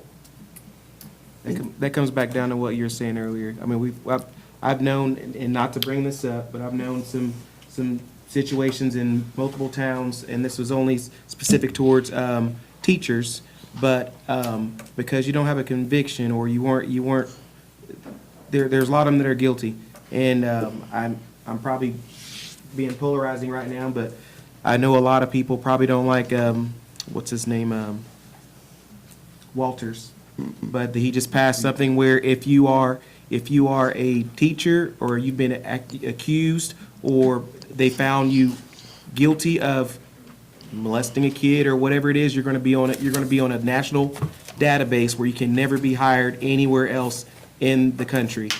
And I know of situations happening here, unfortunately, in this community, of people that have, like she was saying, that were connected in a certain way where they could not, it was known, it was been brought out there, rumors or not, the person left because there was enough evidence that they were deemed that you need to leave here and you can go somewhere else and it won't be on your record. So because it's not on the record doesn't mean that they I'm being honest, that they're not guilty of whatever they're doing. And so. I totally agree with that. And the main thing is, we. For example, we had a city councilman, right? That had some. Right. That was some discretion. We don't want Right. to talk about that, but I'm gonna say it, because Right. I was a counselor, and I have worked with people that have been accused of something, but the ultimatum was that you just quit and you quit, and that way we won't fire you and it won't be on record. And unfortunately, you're free to violate people as you go on this paper trail. And so, since we're in an open meeting, we've had a city councilman that was on our board that had he had not been convicted, but there was some charges in another town. And, as a counselor, you're sworn to uphold and not be able to report a certain thing. I mean, can't tell publicly everybody what is going on. But there were some children that were hurt again because this young man was allowed to move to another county, and I'm sorry. And it happened here from Tulsa County to Wagoner. And I know that happened. I'm not saying that's the case with this young man, but we don't want to be oblivious to the fact and act like it don't happen. Our situation here is that in law enforcement, if somebody leaves, if they leave under investigation, whenever we send the report to CLEAT, verifying that their employment, because we have to verify their employment and their date of ending their employment. And we have to provide, whether it was a resignation, a retirement, a termination, an effective date, and then if they're under investigation, whether they were terminated or they resigned, then there's a place in there for notation that we notate in there that they left under investigation. So with that being said, with that information, so was there any information He- notated on there as for? No. So. And then you go a step further. If I call another agency and ask that agency any questions about, just like anybody calls us, about other officers that have left, we have to direct them to HR because we can't tell them anything about what's going on. And then HR is the one that basically will verify their employment and whether or not they're able to be rehired. So So don't get me wrong, I'm not saying that we need to be keeping people in this business that don't need to be, for sure. So, But I guess and I get exactly what you're saying, so I guess it goes back to. Okay. It goes back to HR then, and just being honest, like it does for the fact of what you just, there's certain things that has to be done. And if you only go to CLEAT to see if there's any investigation opinion, but you have no notation of this person doing anything, and then because HR is responsible for pushing a little bit deeper into those things, then we might need to be having something changed on our policies as far as on hiring, especially when it come down to a critical job as a police officer. I mean, just being honest, we had a big discussion just a minute ago about having people that are life or death situation and having them in a position to protect ourselves, but if they have other things that are going on that we don't know about, then that's even more important because now there's potentially it could be an integrity issue, and if you're omitting one thing so you can get a job, I mean, what other things are you omitting, to get that job? So were there charges, but he wasn't convicted? Is there facts? Okay. Not in the background report. Not in the No, background. that's not- Why don't we, just my thought here, take no action on this? I think so What? too. And Well, Bob can, I mean, you could get with Yeah. Bob. I mean, if there's concerns, let Bob know them. Yeah. how long's he worked for us, Bob? 6 months? now, understand that that's one of the issues with us having a 6-month probationary period, and we've got people that we hire that are not certified that have to go to CLEAT. So then they're gone for 3 or 4 months, and then we've got a month or 2 actually with them before that 6-month period comes in. Now, if it takes a little bit longer for us to get them in, because I can't hire somebody and then tell them that they're going to CLEAT next week. We're at the mercy of CLEAT whenever they allow them to go. So they may work for us for a month or so, and then they get extended at that point until they graduate from CLEAT, because obviously they gotta be CLEAT certified before, Probation in. yeah, before probation ends. No, and I understand kind of what you're saying about almost keeping them on probation longer so you can see how they do, but at the same side, I kind of hate that when somebody goes through CLEAT for us and then, you're missing out on benefits, starting your retirement, all those things. So he's already gone through CLEAT? Well, he almost got kicked Yeah. out of CLEAT. Yeah, he graduated from CLEAT. Him and some guy got into it, which is more different than what this detail was. I talked to the CLEAT supervisor on the phone. Well, I Okay. mean, I have no problem postponing this, We can. but seriously, this is something, Yeah. you should have went and talked to this guy Well, I would have thought he would first. have known if the CLEAT I supervisor mean- told me. Well, typically, And that- CLEAT, You gotta call him and ask him. notifies us I mean, of that's- incidents and issues, but But there's no documentation of this Do- person doing any of this stuff. And she's bringing information now to at least let us know or be aware of it. And I feel like that right now, when it comes down to this probation thing, he should stay on probation. What, I mean, we're talking apples and oranges, basically saying. Well, I don't have no problem with him being on probation. What's about I just feel, I mean, when you've got an employee or even a potential employee that may or may not be a problem, my thought is go to the supervisor and say, hey, there's an issue here. And then he can address it from him. Like I said, I mean, obviously he don't know he's not aware of, so you're blindsiding him right now. Well, another thing. I mean, seriously, you can call funny faces you want, but I'm being honest here. No, I'm not. We need to, Let me. supervisors have to be informed when there's a problem with an employee. You're right, and another thing is maybe, again, we're talking about what was just said, is that we're trying to figure out, well, we don't want to leave him on probation too long because he needs to be hired. But we're taking the point out that there could be discrepancies that are actually, that you're talking about a police officer, so we can't rush something just because we don't want to. I ain't saying rush anything. I'm saying if he's not qualified, I don't want it. Well, and on top of that, I just said something about that we may need to look into our policies and procedure on our hiring. And again, he's saying that he don't have the I don't know the word I'm looking for. He doesn't have the courtesy to be able to go any deeper than a cleat overview, and there has to be HR. So again, maybe we need to put something in our hiring process. That's something we can work on. But right now but again, Gayla? she's saying something. There are limits to what your HR can ask as well. Yeah. So you probably need to address that with her, Gayla, because you can only ask a certain amount of questions. Supervisor's name, that cleat supervisor? I didn't get his name. He's an older gentleman. I talked to him, and it was an altercation where this young man was talking about another officer, family, and this guy put his hand, and this guy got disqualified from cleat school because of that. And the cleat supervisor. He graduated cleat, No, not this. Oh, the other gentleman? Yes, the other gentleman did. And he said this guy here is a very hot-headed guy, and if they didn't catch that guy, put his hand on him, he would have beat the crap out of him.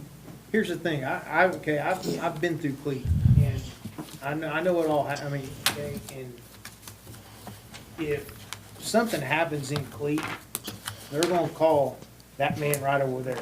Well, he That's the should. first thing that's gonna happen. I promise you. Have you ever had incidents in cleat and they reach out to you, Bob? Oh, yeah, from other times, yeah. That's So what surprised me about. usually if one of this my guys happened, almost getting they would have called? kicked out. They would have called or sent me a letter.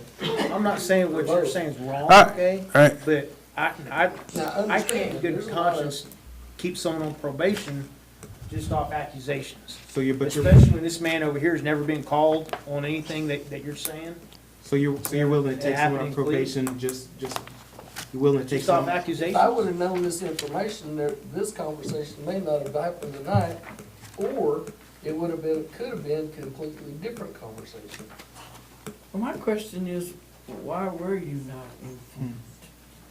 I mean, if that was a concern, and Gayla gave it to the mayor, why were you not given the opportunity to know what was going on? Because it's not gonna change anything, because if indeed he's guilty of something, the facts still remain, right? Why didn't you talk to So, her about this? We're not giving a heads up, right? So what was the holdup, what was the reason why, what is the conflict of interest that we're not hearing, the reason why we're taking the chance? I think the young man's, is it his sister or someone dating your family member or something? Oh, there we go. That's what it is. Well, I mean, Somebody's dating who? let's address, You know. Renee's question. I mean, why was the chief never notified? I think she just said. She just said that. She said somebody, she said, Hold on. His sister, or somebody, or half-sister, whatever, is dating somebody They're that, friends, there you go. is dating my Yes. son. But again, that doesn't matter. I was gonna say, I would assume This is that just chief has business. a bigger responsibility towards the city of Wagoner and the citizens of Wagoner than somebody that's dating one of his family members or friends with one of his family members, and that goes to my statement earlier. I mean, So we made a decision for Chief without bringing him in on it, and we just assumed that he felt that way because that was his family member. Again, even though we had the facts to support it, I knew there had been a conflict of interest because there should have been some type of communication, because we're grown adults, right? Right.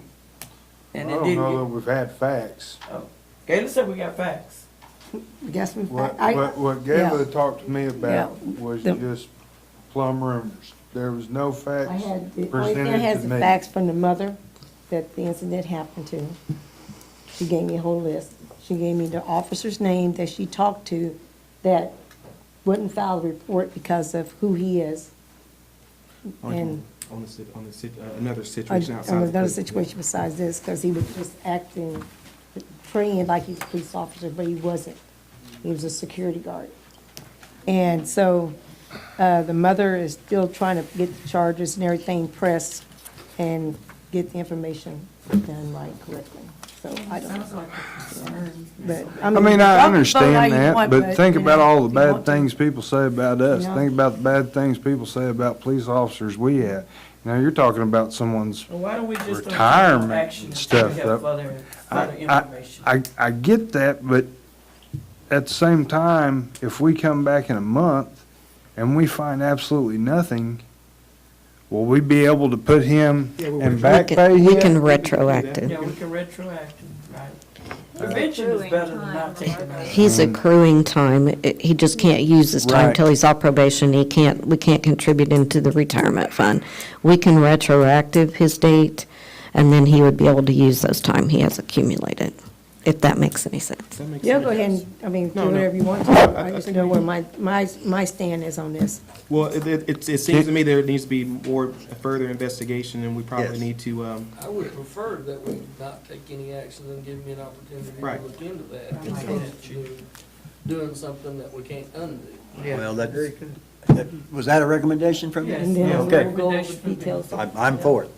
So your recommendation is to take no No action? No action at this Yes. time, give Chief a chance to Okay. do his part. But this young man would get back pay if we approve it. We His pay's could not make the changing. motion. His pay's not So- changing. it's just this. It's the same. It's Correct. time, retirement, It's no, just his no time. change It's rate. just his benefits, his retirement and vacation and stuff, so, We have yeah. a policy for 6 months, and I think this adds another one. Is that going to be a discrimination issue since this man's getting 7 or 8 or more than the policy book states?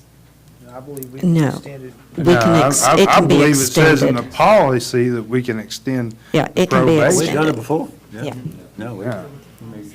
it's sometimes questions just. I'm almost positive it says Another that. month, see Or they what he need does, you know. more time Yeah. to make that evaluation. We've done it before. We have. Patrick said if y'all done it before. Yeah. Yeah, we have.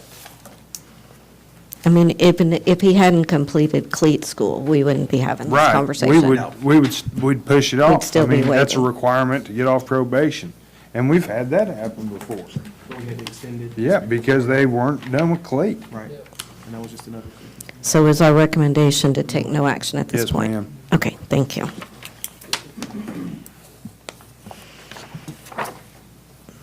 Item number 17, consider approval of ordinance number 983, an ordinance detaching from the territorial and corporate limits of the city of Wagoner, Oklahoma, the west 30 feet of the east one half of section 4, the north 30 feet of the west one half of section 4, the north 30 feet of section 5, the west 30 feet of section 5, the west 30 feet of section 8, the west 30 feet of section 17, the west 30 feet of section 20, the west 30 feet of section 29, the south 30 feet of section 29, the south 30 feet of section 28, the south 30 feet of section 27, the south 30 feet of the west half of section 26, the east 30 feet of the west half of section 26, and the east 30 feet of the west half of section 23, all in Township 17 North, Range 18 East of the Indian Base and Meridian, Wagoner County, State of Oklahoma, repealing all ordinances in conflict therewith and declaring an emergency or take other action. Patrick wanted to know if you could repeat that. All I want to know is this 710 Road 260 and Yeah, 760? so Please what, don't make me read it. what this is, council, so this started coming about in 1968. So apparently at the time, the city of Wagoner was worried that WEDA would expand right up to the city of Wagoner. So then you become, so let's say where that come and go was. It's now a marijuana dispensary and a liquor store. That sales tax. So they got there and then they offered them something and said, hey, well, if you come into this side, you want to get out of the city of Wagoner and come to the WEDA side. So eventually, you know, they make it all the way to City Hall. So apparently this used to be a very common thing, and I imagine there's still several of them throughout the state of Oklahoma. They pretty much made a picket line, a barrier to keep WEDA on that side of that road. None of those houses, none of the property were annexed into the town, literally just that road. So it started in 68. In 1970, the council voted to annex that road to make the picket line. For 55 years, the county's maintained it. Now they're wanting it. And I don't see any reason whatsoever why we do not give it to them. We don't want to spend money on it. It's out of the city limits. Let the county have it. That's how I feel. I don't know if anybody feels differently about it. The county wants us to do that. Yeah, and the county does want it. So. Which road is this? So you know where Gator Hide and Dave's Power Sports used to be? So it's that road right there running north and south. That's the majority of it. Yes, ma'am. And 710? 710 and You get 260 and 710, 260, and 760. Yeah. The biggest thing is they want it back on their books, so, because they get funding for road miles, and since they've been doing it for the last 50 years, they've been doing it, but they're not getting that money to actually take care of it. So they want that back so they can get the basically put it back on their books, so then. I'll be completely honest with you. I honestly think what happened is back in the day, you had a District 2 Wagoner person, and probably the mayor and the council at the time went and talked to him and said, you know, you get all this property tax from the city of Wagoner. Why don't you just take care of us and just continue to take care of this road? And it's kind of a handshake deal. That's honestly how I feel it happened. But it's like Patrick said, you know, they're talking right now about changing finances over there, but in the past, how they've decided the finances, who receives what money-wise, is off the mileage, how much road you have. So, you know, that makes perfect sense. I mean, if you're talking an extra 12 miles of road at a certain percentage, a mile or foot, I completely understand it. And I don't have any concern of WEDA coming this far, not in my lifetime. What about your grandchildren? Well, maybe the mayor at that time will annex a road. I'll make a motion to approve ordinance number 93. I'll second it. Have a motion, second, please call roll. Butler. Yes. North. Yes. Wagoner. Yes. Thomas. Yes. Higginbottom. Yes. Sampson. Yes. Wright. Yes. Wilson. Abstain. That's the same as a no, just to let you know. I'm sorry, did you say abstain? Yes, ma'am. Okay, thank you. Item number 18, consider declaring ordinance number 983 an emergency. So made. Second. Have a motion, second, please call roll. Higginbottom. Yes. North. Yes. Butler. Yes. Sampson. Yes. Wagoner. Yes. Thomas. Yes. Wilson. Abstain. Wright, Yes.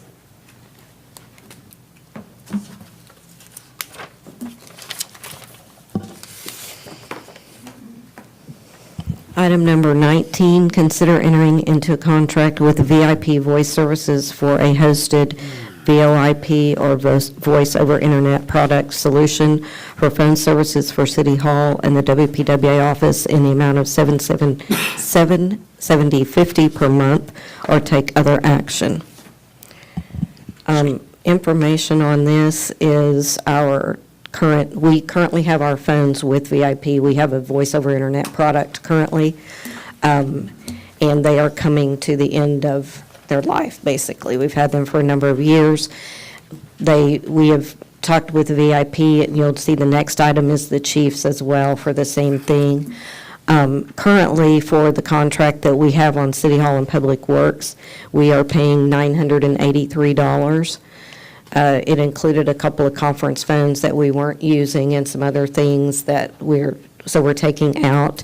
This would actually get us new phones in City Hall and Public Works and lower our monthly bill by $212.50.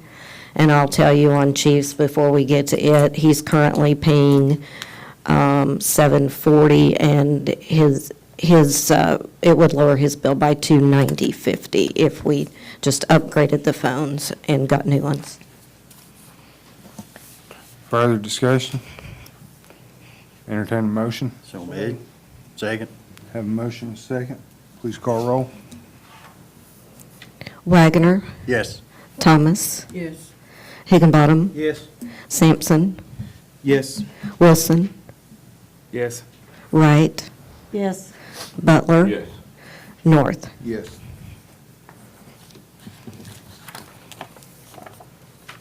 Item number 20, considering entering into a contract with VIP Voice Services for a hosted VoIP solution for phone services for the Widener Police Department in the amount of $449.50 per month, or take other action. So made.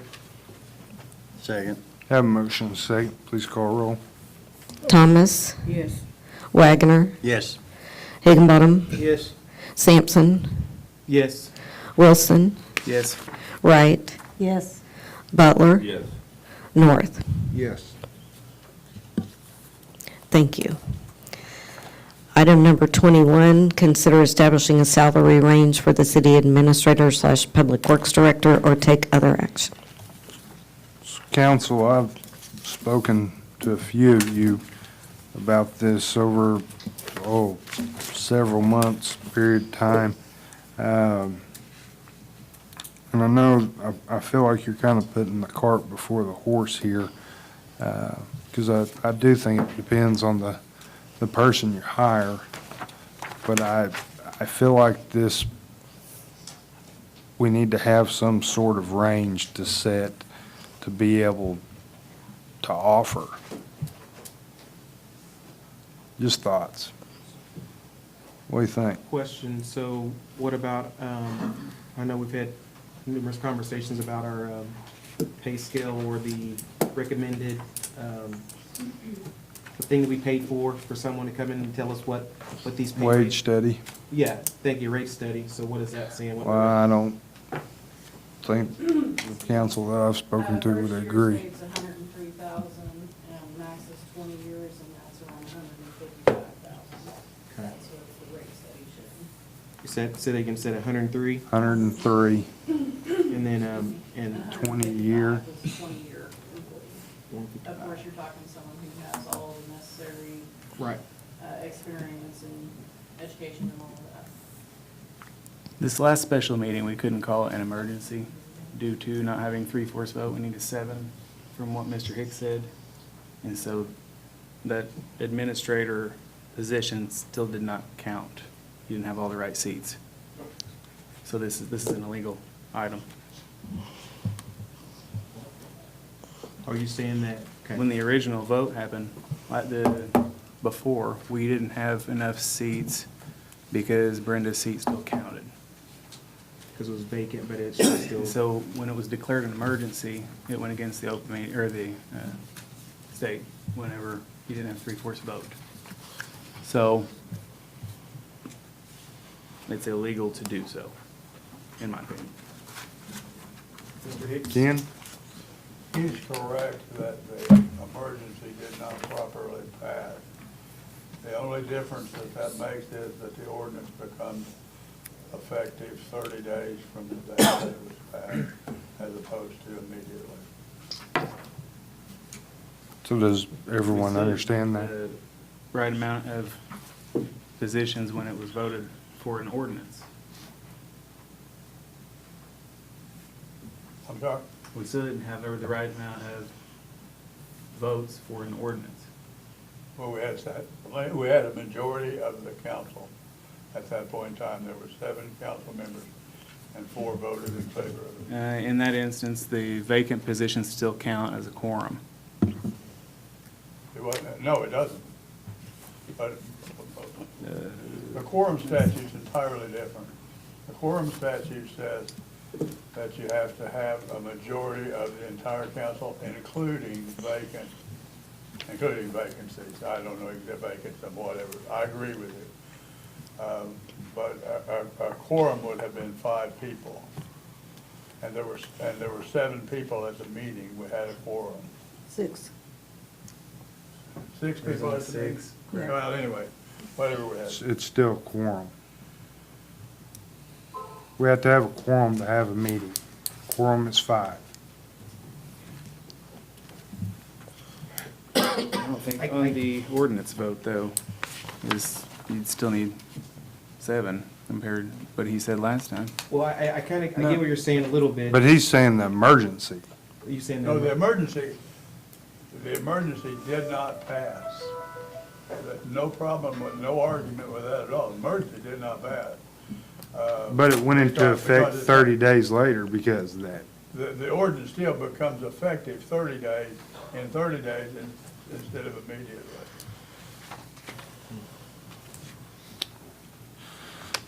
So what do we want to talk about on the rate of pay? We budgeted 120,000, correct? Correct. I think, I think that's where we need to start at. I don't know about, I don't know about starting. I don't know about starting with all that. I mean, you can start with that, but you don't know what you're getting. Well, I mean, you want to. It sounds like you want to end with that. Well, okay, and, yeah. Yeah. But what I'm saying is that we, go $120,000, So, because that's what we've necessarily, that's what we budgeted for, is $120,000. Now, if you want to, you want to establish a range, okay, that's fine. I understand what you're saying.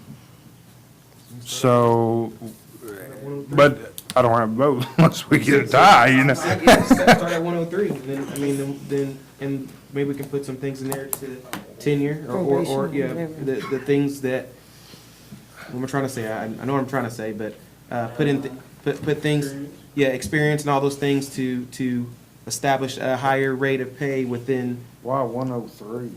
Because the rate study. I'm sorry. Yeah. We can go, lower. I mean, I You're gonna find anybody worth their salt. well, and actually what we could do, I know it says 103 or whatnot, and that could be, and that's a broad, everyone here in Oklahoma or whatever, and they're just basically high, medium, low.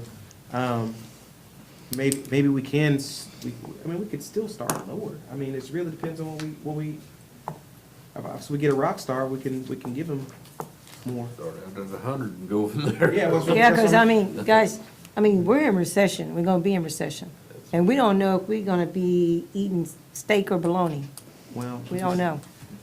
Not- Which I not- like bologna. Not to bring this up, but we were in recession. We the times are getting hard. We paid more during our previous administrator, so. Let's just start at 100 and pay them as, what they deserve, according to whatever.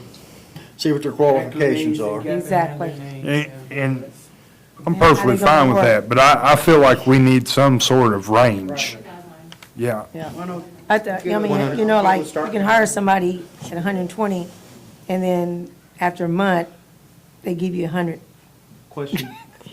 So with that being said, I know we're talking about a pay range, and that right there, is that including benefits? Or is that separate?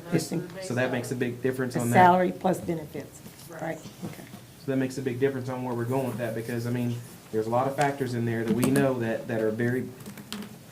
Well, I feel like this helps a lot, because someone looks at it or whatever, and they're like, Wagoner may only be paying $60,000 for this position. I don't know that I want to apply for it, you know? When you list it with a range Benefits. from that and everything, I'm a firm believer that helps kind of throw that net to bring them in. So I would, and the reason why I'm saying that, I would almost recommend that it's actually a little bit lower, just for the fact that if we start at, 90,000, the reason why I'm saying 90,000. I don't necessarily disagree with that either. The reason why I'm saying that. Benefits a big issue now.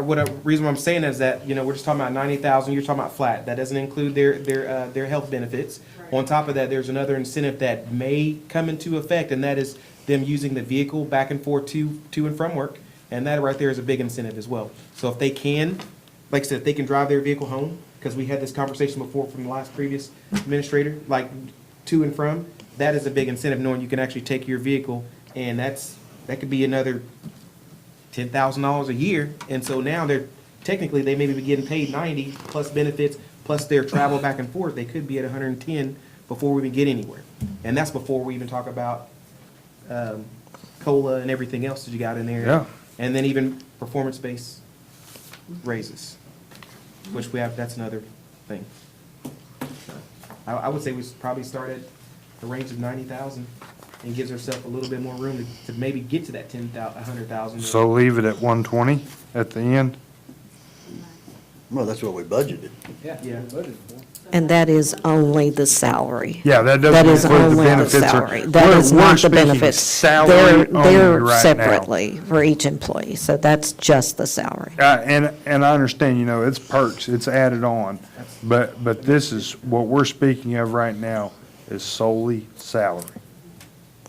Why not go to, if we're doing that, why not go to 80 then?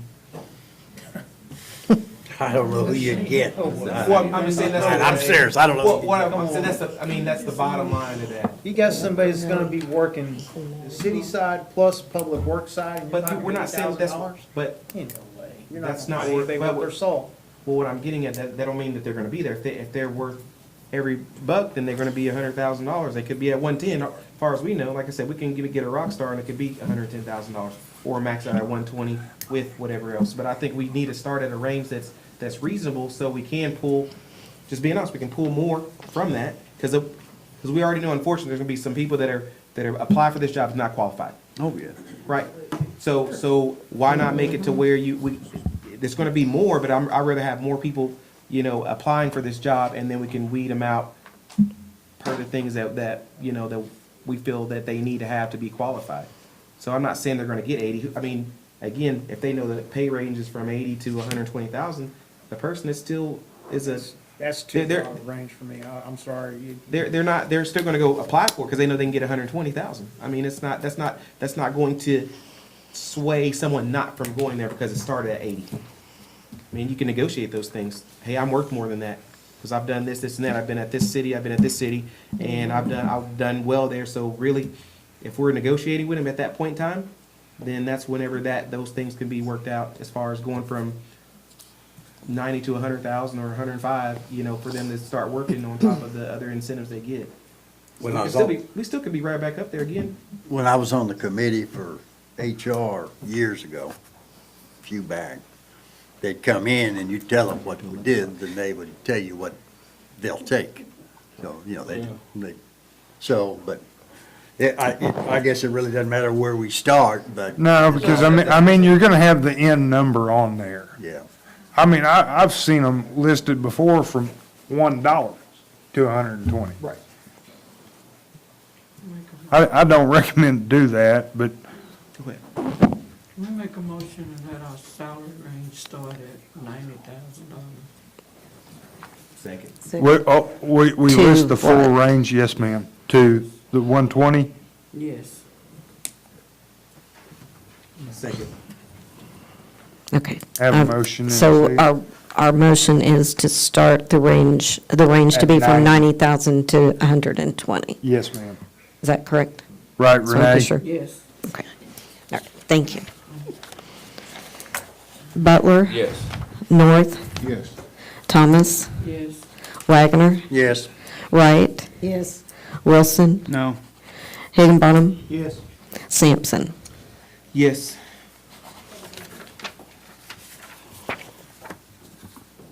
Item number 22, consider establishing a committee to interview candidates for city administrator / WPWA director and make recommendations to the council or take other action. I'd like to somewhat spread this out here. Renee, would you be interested in being on this committee?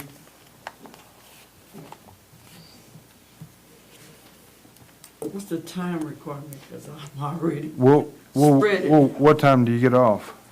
Well, that's not what I'm talking about. I'm in all kind of different committees. We'd had like 20 meetings in 1 month, and that kind of sometimes coincides with my other positions that I'm committed to. So I kind of need to know what these time frames gonna be. Between 8 and 5. Huh? Between 8 and 5, I Monday understand through 8 and Friday. 5, but is it gonna be 5 days a week? No. All right, then. I'm just making sure. No. I want to be No. upfront with So you. usually what we'll do is we'll text everybody and try to set up a handful of dates and times that work with everyone. I'd be willing to do it. Shane, would you be interested? Sure. And Anthony? Sure. So I'd like to make the recommendation for Anthony, Shane, and Renee.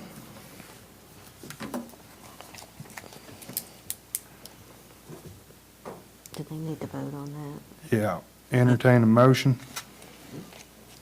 I'll make a motion to, retain, what we're doing here. To appoint. Yeah, there we go, appoint,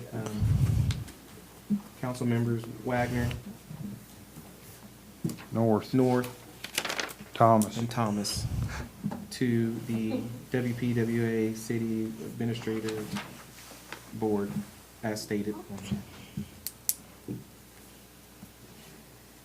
Entertain a second. Second. Have a motion and a second. Kevin, Kevin. please call roll. Butler. Yes. Higginbottom, Yes. Sampson, Yes. North, Yes. Wagoner, I better, yes. Thomas, Yes. Wilson, No. Wright. No.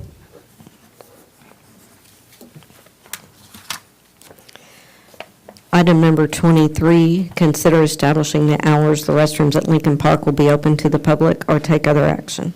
So council, on this, me and Gary, we've been working on this and looking at this, and what we're gonna have done over there at those bathrooms is we're gonna have locks installed that are on a time relay. I feel like that is our best option, that we don't have to have Gary or someone from our park department go lock them at 8 o'clock in the evening in the summertime, or 8 o'clock in the evening on the weekends, and then get up at 7 o'clock and open them at 8 a.m. in the mornings on the weekends. I feel like as long as we do this, we still run the risk of someone opening the door and placing a brick up against it, but that's why we have the police department patrol them. I feel like this is gonna save us a lot of overtime, so what I'd like to do is, and to be completely honest, I'd like to establish summer hours and winter hours, just because daylight savings time and it getting dark sooner. I don't know that at 8 a.m., 8 p.m. works year-round. But what I'd like to do is we establish these hours, and then I plan on having Thomas make a sign, and we're gonna attach that sign to those bathrooms. So let me ask you this, the locks, and I'm all for the locks. I think it's a great idea. Would a master key be given to the police department? So really, there's a couple different things. The one that me and Gary looked at and kind of liked the most is there's a sensor, and they would give us quite a few of those. Right. And so, I think the park department needs one. I think the police department needs one. I don't know that anybody else would, but I definitely agree that those two. We may keep a spare at City Hall just in case. You never know, someone loses their key. Well, but one of my concerns would be is, I mean, let's say we set I'm just throwing a timeout, let's say we set it for 8 o'clock. Someone goes in there at 10 to 8. It won't lock on them. They can Okay, still they can get get out. out. They can get out. So they can Now, still get now out. I do understand, you know, everybody has one of these. And you go in there and most of the time people use the bathroom anymore. The first thing they do is they get on there, go to watching TikTok. And, you know, you set it down on, Ken Hicks is the worst at it. You set it down to wash your hands, door shuts behind you and locks, and you leave your phone. Well, we can put on that sign that if you leave something in it, call this, we'll put the non-emergency line to the police station, we'll call there, we'll have an officer go over there, open it up, get their stuff out. I'm really excited about this. I think this could be a solution to a lot of issues. Now, this is, Park too? yes, you know, this, to me, this is a trial run. And to be honest with you, Gary did not get the best feedback from talking to other cities. But you know what? What doesn't work for one city may work for us. What was the feedback he got? Still vandalism, people bust them off. But I definitely feel like this is well worth a shot. And, you know, eventually I want to go to, I really like how OK's little park is. I don't know if you've ever driven around or gotten out and walked around that little metal building. If you ever get a chance to just stop by there and do that, I recommend it. But they have a whole bunch of cameras. And our issue at Maple Park, and I think John Aldridge has kind of got us in a route where I think we can figure out how to get Wi-Fi over there. Over there at Lincoln Park, I don't think we're gonna have near as much of a problem getting Wi-Fi as we do at Maple Park, because, I mean, there's houses all around over at Lincoln. It's not gonna be as hard. There's not very many houses by that bathroom at Maple Park. So I was thinking, and Gary, you jump in on this too, because this is your baby, but it's hard to say from sun up to sun down, but I was thinking from 8 a.m. to 8 p.m. summertime and doing 8:30 to 5:30 or 6 during the wintertime. I mean, when it gets dark sometimes at 5 o'clock. So why don't we do from 8 to 8 summertime, wintertime 8 to 5?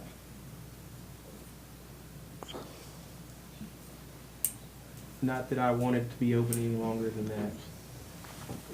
Like if people are out there playing basketball and when the lights go off. I get it. Does the lights go off any, I mean, are they on timers? Or are they just on? They're on. They're on. I mean, because I mean, some just being. No, I get it. I don't think they're on the basketball court. Oh, that's what I was more considering, like the basketball court. They don't have If they're any on, lights. then, I mean, Yeah. it's been a long time, but I've been Yeah. out there and they had people playing There's no basketball at 10 lights o'clock. on there now. Yeah. Oh, well, I mean, There's none on there now. not since the pavilion, but pre-pavilion, there wasn't any lights really on. So I mean, I think 8 is fine, but I get what you're saying, but, you know, I mean, as we go along later, I mean, we probably need to establish Because an we can change ordinance. it, we can change Like it. all this that we're doing. yeah, I mean, this whole thing to me is a trial, folks. I mean, from the lock system to the time. Yeah. I just, and I'm shooting from the hip, Gary. What do you think on ours? The hours are actually pretty good. I would say from 7 to maybe 6 and sometimes. Or Do what now? 7 to 8. 7 to 8? 7 to 8 summer, and then 7 to 5. Well, I don't think it gets, Everybody gonna be they there at don't get 7. daylight that same. You know, they're- That's, in the winter time. Winter gets, it's daylight quicker, isn't it? Am Uh-uh. I thinking, No. right? No. I go to work every day. It does in China. Yeah, Yeah, it definitely does in somewhere. China. Or if you're in Alaska, you don't have to. There ain't none. Are we would you- talking like actual summer season, or are we talking about when time changes? I wouldn't, well. Because that's when it gets that's dark when- early. that's when That's people when the stop time using it, it's changes. when it gets dark. That's when it gets earlier soon, Yeah. is time change. That's what I'm Yeah. thinking about. Well, I would base it on time change personally. When are these locks gonna be put in place? When? Yeah. We still got a few things to go over and look at, but probably the next couple weeks. So we're agreeing on, summer time, 7 to 8? I'd say 8 to 8. Ain't Yeah. Them kids will be about 7. I mean, you can get those pickleball courts, there could be people out there trying to Well, get it there. is. You go out there at I- 7 o'clock in the morning, play some pickleball, and more. I think you're still good at 8 to 8. I said 8 to 8. They can hold it for an hour. 8 to 8, Dedicated, you go out there at 7 o'clock in the morning. You got that right. yeah, All yeah. right, I'll make a motion to set the bathroom, establish restroom hours for summertime, 8 to 8, and wintertime, 8 to 5. Second it. Have a motion, second. Please call roll. What was the time again? I'm sorry. 8 to 8 8 to in 5. summer and 8 to 5 in the winter. Butler, Yes. Sampson, Yes. Wagoner, Yes. Thomas, Higginbottom, Yes. Wright, Yes. Wilson, Yes. North. Yes. Item number 24, consider authorizing advertisement and solicitation of bids for the Elmwood Cemetery fence project, or take other action. Yeah, so council on this, to be honest with you, we at one time had looked at this, me and Thomas, and I'm not calling these things the right thing, I'm sorry, but to me, it's an urn mausoleum. We've talked about doing those in the past where they have the walls on four sides that you can put somebody's ashes in. And we weren't sure really if we could afford to do that and the fence. Well, we have went back and looked at finances, and we do feel comfortable this year of doing the fence and those mausoleums. So this would just be putting it on there so we could start taking bids for a fence. And I'll be honest with you too, definitely probably next year in budget, I think we're really gonna have to look at possibly definitely refencing the main cemetery on North Main. And eventually I think we're not too bad at Pioneer, that southeast corner, got a little bad, but Larry and them fixed it up pretty good. But boy, if you turn right there, is it 11th you turn on to go back there where the cemetery shop and stuff is? If you drive down 11th right there, there's some areas of that fence that look pretty rough. It's pretty. So I do believe, the really good thing about the cemetery fund is, if we do this fence, we believe that that's gonna help us sell plots in that new cemetery. We do this mausoleum, that's gonna cause more income. That's just gonna go right back into the cemetery fund that I believe we're gonna be able to eventually afford to not only do these two things, but also I wanna just probably look at not repairing, actually going back with a nice, because what we're looking at here is a black wrought iron fence. That's what we'd like to do. Something similar to what's in front of Ellington. But you wouldn't have to do that all at one time. You could do it 2 blocks at a time. You could, Do that, you could. Then that's the way it's laid out. And it would be cheaper, wouldn't it, the mausoleum, than actually buying a grave? Yes. Because I know So- some people so- have so bought what- a grave. what- and What we the planned ashes on doing, was say, and I'm probably, say that thing held 42. Well, you take the cost, say it's 10,000, so you divide it by the 42. but we do, because I don't think you're gonna have an opening fee, you know, because they charge to open a grave. So. I can't remember yeah. how this gentleman was, but he was, And cremated. Thomas has, before we buy them, we'll of course go through it with council, but he's got a whole book of them, and I mean, they look nice, and we'll have to pour a slab and then pour a handicap accessible sidewalk to it, but I think it'll be a really good thing. I've had a lot of people reach out to me about these in the past and really interested in them. I feel like, you know, I'm no undertaker, but I think cremation's really kind of More and becoming more. the thing. We do It's more just- and more now. It's more affordable now. Do we have, and just a question, do we have set fees already for the? Yeah. We do for interring cremations in traditional lots, Yeah. yes. so if I'm cremated and I want a grave, I gotta pay the grave site, right? I mean, You would have to pay for your lot and then yeah. the interment. Now, we do have some folks that are going to putting the stone up that has the ashes in the stone. We do not charge anything there because we're not actually digging anything and 'Cause interring. But if we actually inter the cremains on the grave. On top of the stone? Oh, I've never Yeah, seen one. but- There's a couple I know there's one in Bennett, and I may be over in the old traditional Elmwood, but see, they that's the actually, some of them are mausoleum side by company. side, but the ashes are actually sealed inside Muskogee the monument. Stone and the Monument Company. And then that lot is still available for use by someone else if they want to. I've seen those, but I didn't pay attention to it. Yeah, So, there's so a you couple could in do that with Willie Mae, and you could still be buried, and you two could just stay together forever. Hey, I say things all the time. You never hear me. You sure heard that.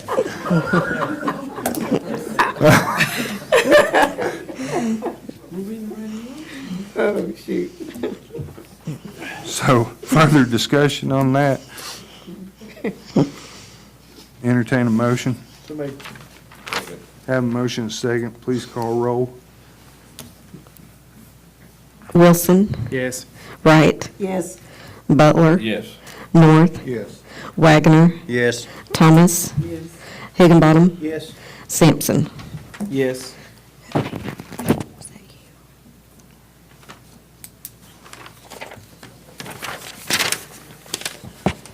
Consider review and approval of work for professional services number WAG 25-01, Elmwood Cemetery Fence, in the amount of $5,000 from Infrastructure Solutions Group, LLC, or take other action.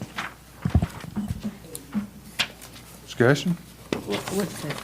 Like, we pay infrastructure 5,000 to do something? To design Design it, it. bid it, handle all of it. I don't know. There should be a copy of the work order, but If council knows everything about that addition to the cemetery, but there's a lot of touchy things there. You know, I necessarily don't always, I wouldn't always consider, you know, doing this for a fence, but I think on that cemetery, we 100% should.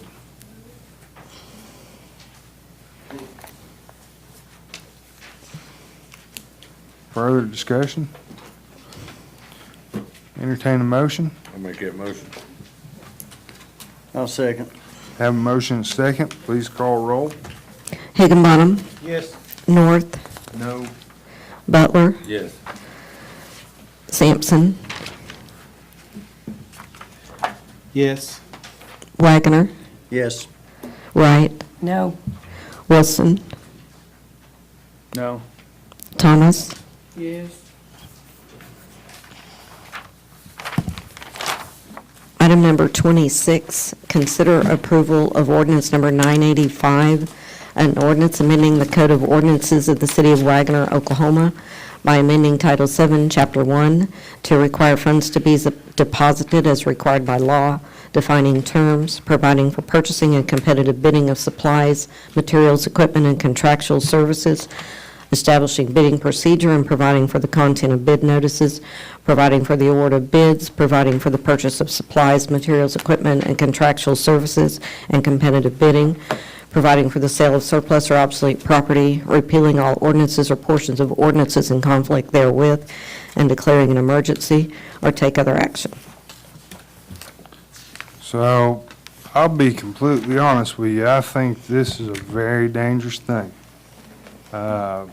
For instance, EMS couldn't buy medical supplies if they run out until we have a council meeting. We've used this $25,000 that I've been granted to spend on a lot of things, and it has helped this city a lot. I think there's a lot of supervisors that would agree with me on that. You know, I'd be honest with you, I feel like our PO system works very well. There's a lot of touchy things here. You know, I just don't understand if you disagree with what we're buying it on, why aren't you saying things and calling Rhonda, you know, earlier on the day on Monday and asking questions about things, or what's this for? You know, I feel like there's a lack of communication that could fix this whole issue. So I would strongly urge the council to not approve this. It will put the city of Wagoner in a massive bind. And I'm telling you, I think if we approve this next month, we'd be changing it for how bad it would hurt us. We wouldn't be able to buy a pencil. If we needed toilet paper, we couldn't buy it. Books, we couldn't buy it. There's too many little items that we need for day to day that we need to be able to purchase. You know, and that's the thing, if it's over $25,000, we take it to the council to be approved. If we're gonna buy a fire truck or whatsoever, we take it to this horseshoe. I'm telling you, if this happens, we're gonna be calling special meetings twice a week. We have to amend it anyway. At some point, the bidding act is 10,000. So it's already law going in effect on November 1st. So we still have to.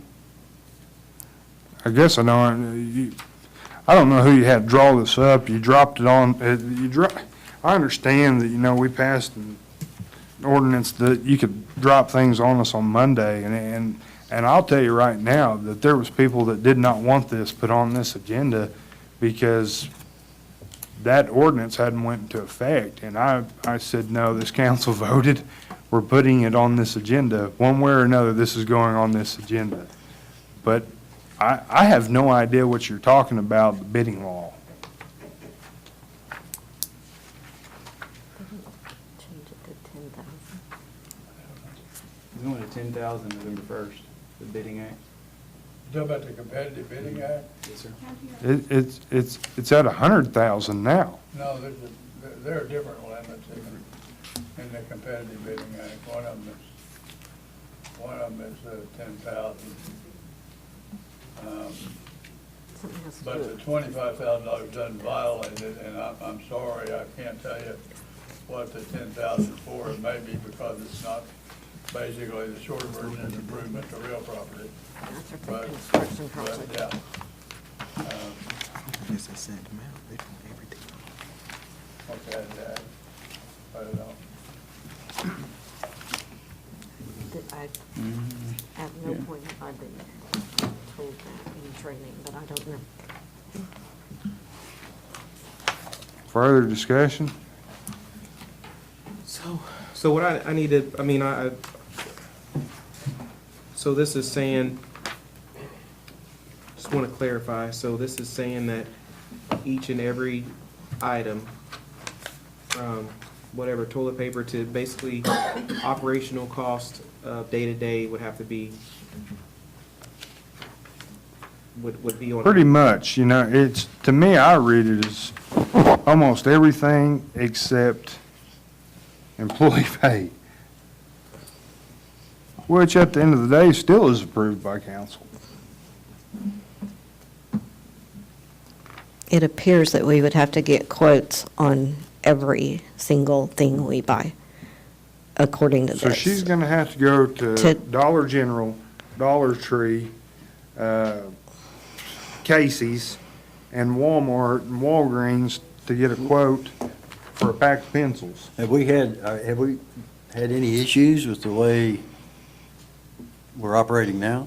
I'm telling you, Is since there any we've, legalities or any issues that have come up that we're doing? none. And Not since that we it's- increased it from 3,000 to 25,000, it has helped a ton. Yeah, to me, is $3,000 a lot of money? Absolutely. But to a water plant, to a pool, to a fire department, to EMS, $3,000 isn't a lot of money. $10,000 in the city of, we ran into this when we increased it. The city of Manford, which is smaller than us, they allow their mayor 75,000. And I guess if you're thinking I'm misspending it or whatever, I could have asked to change the WEDA from 3,000 to 25,000, but I didn't, because I don't think right now that we have anything. We moved our mowing, that the city handles the mowing. We have all these things now that there's not enough in WEDA for me to try to spend more than $3,000 a month unless there's an emergency.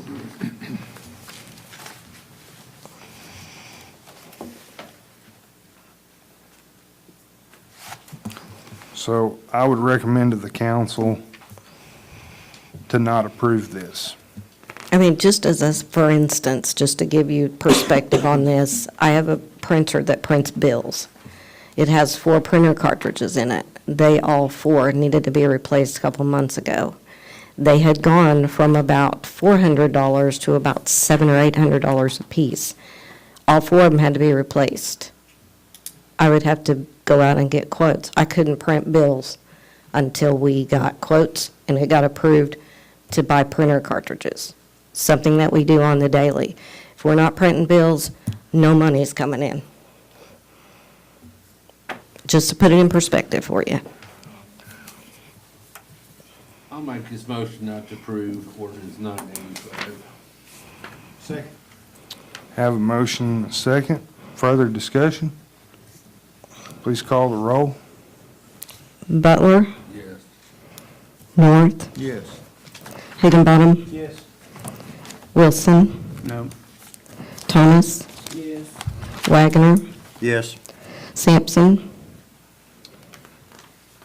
Yes. Wright. Yes. So item number 27 will be no action.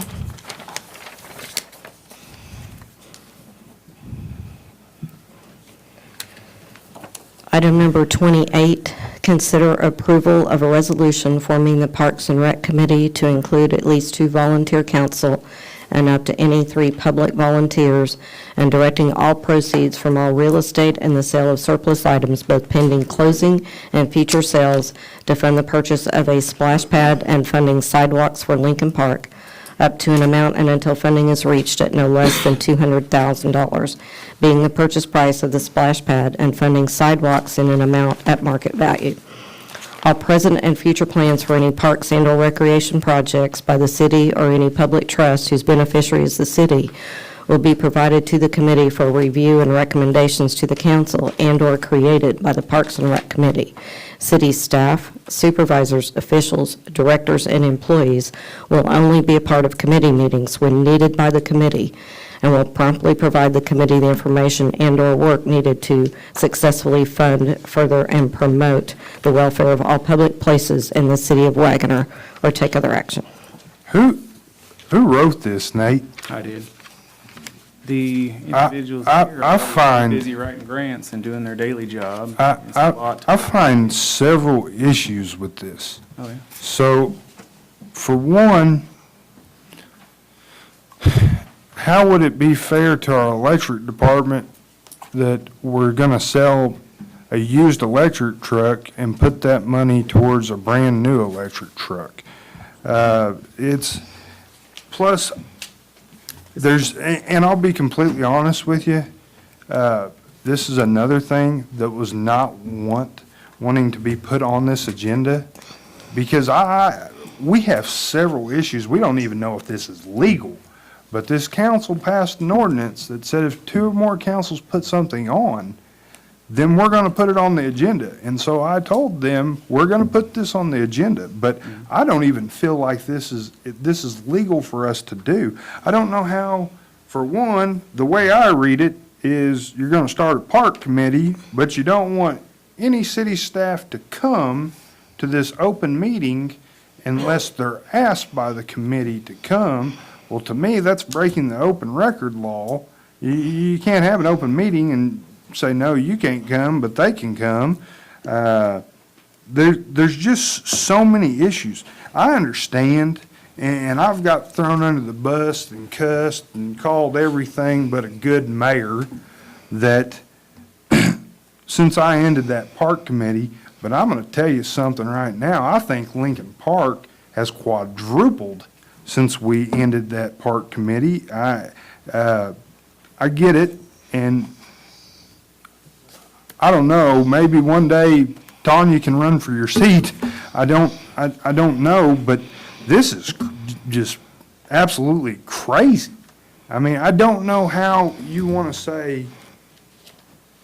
I had a guy call me the other day, one of our department managers, and he said, you know, we got a bunch of pallets outside. I bet somebody pay $1 a piece a pallet. So we put it on here to surplus it and take it to McKinney auction.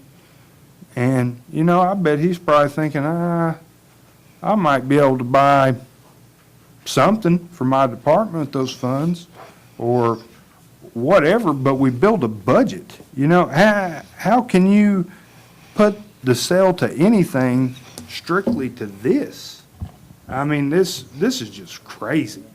I strongly urge the council to vote no against this. I think it's illegal. I don't think just anybody should be writing resolutions. I'm sorry, I know you're a counselor. I feel like if you do want to write a resolution, you ought to speak to our city attorney. I know you don't agree with him. You know a paralegal, she may help you. But this is not good for the city of Wagoner. It was turned in on Monday for him to look over, so That's not enough time. that was what we all voted on. I know you voted on that, but that's Supporting not enough time documents. for And that. supporting documents, there were no resolutions with either of the things that you had a resolution. There were no resolutions attached. There was an ordinance, but no resolution. Previous vote, is that what you're doing? What, I'm talking about what you sent me, there were no supporting resolutions with it for him to review. There were just your agenda items. He told me, I don't have to put this on there. And he didn't know how to write a resolution based on what he was And I said, given. no, we're going to put it on there. Legal, illegal, either way. If you want to hurt the city, by all means. But this is horrible. I think one of the issues that I have, I mean, and I'm not saying, we shouldn't look at the splash pad, don't get me wrong. But I think one of the issues that I have is the surplus of items. Let's say chief, surplus of some patrol vehicles. That's what we literally use that. Your grass room. Well, if I could say something. We run into an issue with the fire department because we receive county funds. Yeah, and if we sell something, we gave that truck to the shop. So I went to commissioners and got them to, what we call it? Surplus. We literally. And I told them we wasn't selling it, we was giving it to them. But if we sell it, I think really we're supposed to put it back into our county funds. It's supposed to be dispersed there. And everybody here knows, before the splash pads, I've always spoke up for them. We put all those police cars that were behind the police station on Purple Wave. every red cent we made off auctioning those vehicles went right back into those new units. We wouldn't have been able to do that if we hadn't have done that. Okay, so you're saying the splash pad and the sidewalks is gonna be more than 200,000, so what we saying? No, we're not saying. Not saying that at all. I don't think he's Okay. saying that, but what I think is getting lost here is that when we surplus items, you know, I mean, You, surplus. it's dedicating surplus items to something, Okay. you know? And there's an issue with. I think there's another way to get a splash pad. Well, yeah, because there's another issue with that if there is some surplus things, then department heads probably won't surplus it because they know that it won't go to them. Okay, The funding for that. So they On might- that- if they know it's $100,000, like, well, we could use that for our department, but I don't want to surplus it because. But, and that's how we try, you Yeah. know? That's just like we're looking at buying the brush crew a new truck. We budgeted that, Yeah, we correct? budgeted, yes. And the whole plan was to sell that old one that's in the shop every 3 weeks. Well, that helps us pay off that $120,000 that we budgeted. It's just like working a business. You know, I have to buy $40 worth of groceries, and I have to sell $60 worth of cheeseburgers to make my money back in some. And so it's very hard to dedicate certain funds to something. What if, heaven forbid, what if we lost a fire truck? Well, we're gonna have to change this whole thing, because then if, you don't think if we sell a property, that we're not gonna have to use some of that money and put it towards a fire truck? Or what if we have a major issue from this previous deal that's been brought to light with the storm, or with the sewer plant? And we have to make major changes to our sewer plant? Well, we're gonna have to pinch every penny we can. There's no dedicating these dollars to this. We need to address that in budget. Let me just So say this hasn't been through our legal department? Yes, but they didn't agree with it and they didn't want it on there. But we passed an ordinance that said 2 counselors signed I don't something. care about that ordinance, that's mighty fine, that's mighty fine, just quit saying that part, but if this is not legal, and our legal advisor says it's not, I make a motion not to approve. Well, We don't need to sit here Hold and beat on. it down. Yeah, well, could I make a couple of observations here, maybe? Well, I got a motion on the table, Oh, I'm Ken. sorry. Entertain a second. Second. I have a motion and a second. Please call the roll. Was there discussion though? Did we not have discussion? Well, I thought he was. Yeah. Can they I'd discuss rather we what's- do it after the meeting. I mean, we can. Is it gonna change something? Discussion, I mean- is it or is it I not mean, my legal? motion's solely on our legal person. that That's we have fine. hired to represent us, says this is not legal. I'd like to hear what he has to say. Go ahead, Ken. Well, I think you have some budgetary items here in the first place. We passed the budget. I don't know if this complies with the budget at all. And it's not just about a splash pad. It says, for park and recreation projects, that would include the junction. I would think that it would include the junction. At one point, and in other places, it says, promote the welfare of all public places. I'm sitting in one of them right now. Is he gonna have control over the public places? I'm totally unclear what this does. And that's my biggest objection. I have no idea it's extremely broad. And as the mayor has pointed out, we apparently are having meetings when people are not welcome to attend. Which would, if they have anything to do with funds at all, which I cannot tell whether or not they're going to spend any funds here or not, that certainly would be an open meeting. And so that would violate the open meeting law. I mean, I can't tell you that it's illegal, unlawful, except that I have so many questions about it that are unclear that I'm concerned that it is. But the author of this, or whoever wrote it or put it on here, and could y'all not sit down and hash it out before it comes to us on this board and we sit here and just go round and round? I had no input in this at all. I was not asked to have input in it. But I do want to follow up. It barely I am made the not- deadline. Sir, I am not against no splash pad. Hey, we need it. All of our kids don't play football. They all don't play baseball.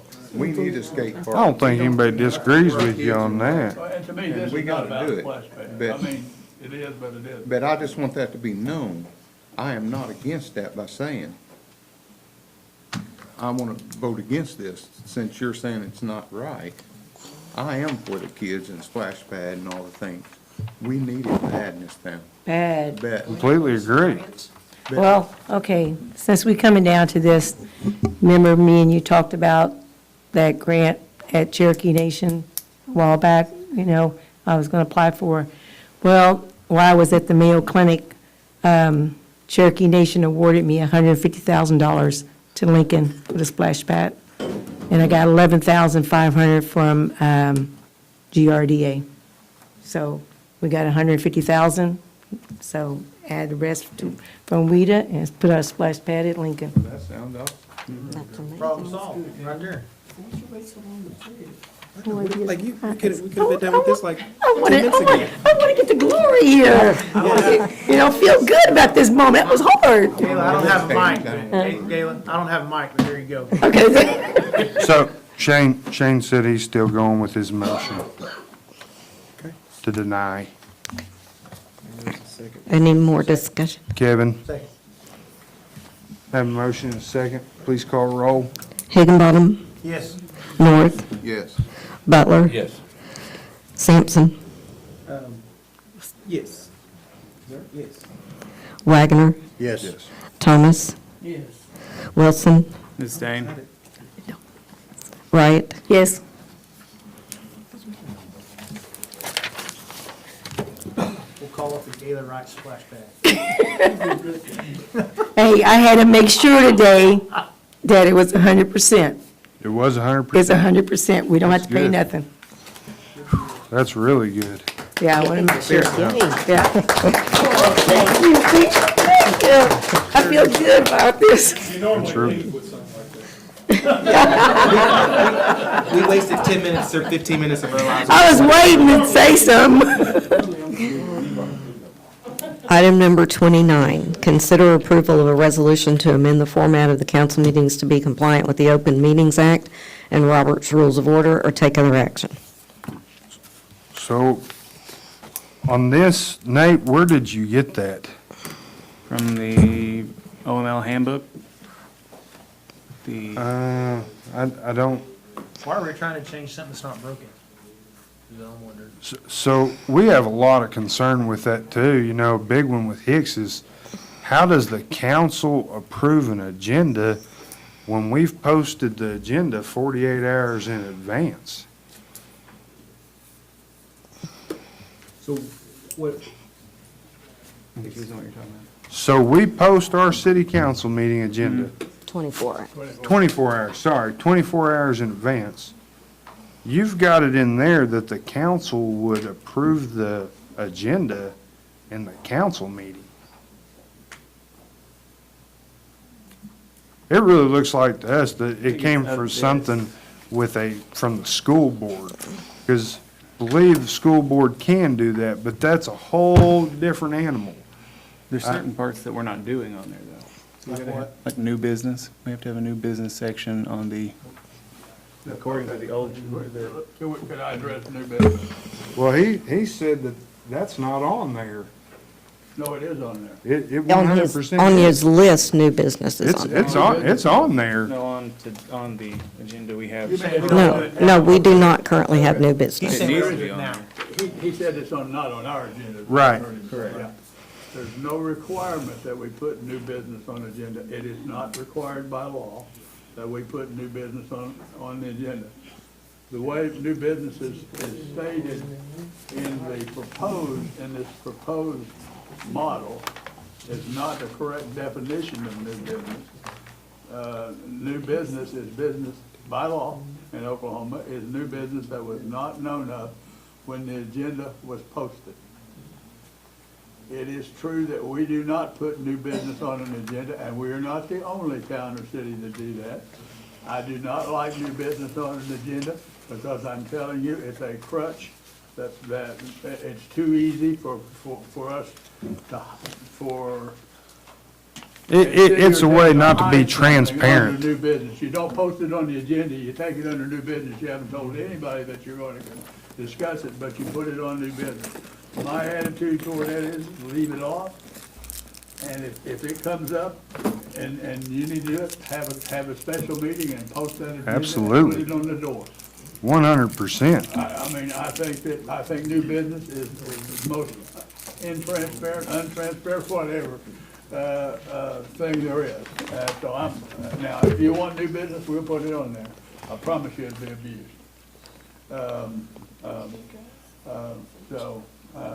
And I also think this thing's unnecessarily complicated. Hell, I think Muskogee's agenda, what do you think, maybe 5 times bigger than we are, 4 times bigger than we are? I mean, they approve the minutes, they have a consent agenda, and they have a regular agenda, and they adjourn. That's what they have. Simple as can be. Now, if you guys want a consent agenda, we can put it on there. It's not a problem. I don't know what we're gonna put on it, Dad is gonna take it off anyway. Well, let him explain what he means by that. But at any rate, I think, and I also think that's a way to be non-transparent. We're very transparent. We put it on there and we do them one by one. Correct me if I'm wrong, Mr. Hicks. If we did I'll a come consent agenda, we could put the whole dadgum agenda that we have You on the could. consent agenda. Yeah, you could. But what he was talking Have about, it on one single vote, and then we're done Yeah. in 5 minutes. You could do, yes, you could do that. You're exactly right. I mean, I'm not, I don't believe that's gonna happen, but No, yeah. I that'd be- agree. that We're would talking about be being transparent. but if we discuss one thing on that consent agenda, it comes off. Right. It's no longer on the consent, there's no discussion. It's vote to approve, No, I understand the boom. consent agenda. It is I'm just saying, not transparent whatsoever. I'm all about being transparent. So, once again, I would recommend to the council to not approve this. What's that, like, I know at OML, we went to conference, it's a thing you sign up for, and like, let's say it's something that's number 25, and Joe Blow wants to speak on number 25, so we put 25, Joe Blow. And then when that 25 item come up, Joe Blow can speak on it before, but we can't Did say. it tonight with Travis. Yeah, that's what, we do that. He asked to speak on it. We do Yeah. it that way. Yeah. That is by law. By law, you're required to, if I put that I want to speak on item agenda number 6, then by law, I'm allowed to speak on item number 6. Yeah. Where the confusion, I think, comes in there is maybe we need to put something on the paper before we There's sign up. there's a prior that form. says required. You gotta think, a lot of the people, I'd say close to half of the people that spoke on unscheduled public appearances since I've been mayor, those items weren't on the agenda. Yeah, true. I mean, And we can, Yeah, yeah. we can add that language. I know Muskogee and several places have that language Yeah. at the top of their agenda. It's that on our OML. If you want to speak, I mean, know. last I month, mean, Sheila, Yeah. that wasn't on the agenda. And there are ways we can put that on there, yes, that, about the rules about signing up to speak and speaking on agenda items or just on unscheduled. I mean, it can be added to the agenda.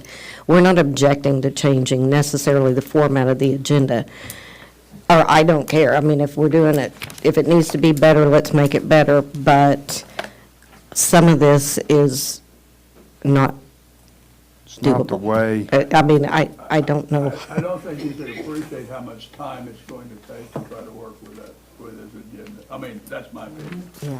And I think Rhonda shares that. Grade Rhonda was gonna cry when she looked at it. I did after he left. I mean, it's just, we don't need this kind of agenda. We had an extremely long meeting tonight, it's 3 hours. Our meetings are usually Supposed to be an hour. Mm-hmm. That's what they said. Or less. You should have an We- hour we- meeting. We still got 2 meetings to go through. Yeah. And we still have 2 more meetings to go. David Weatherford said an hour, an hour and a half, and that's it. You're done. Entertain a motion. I'll make a motion to not approve.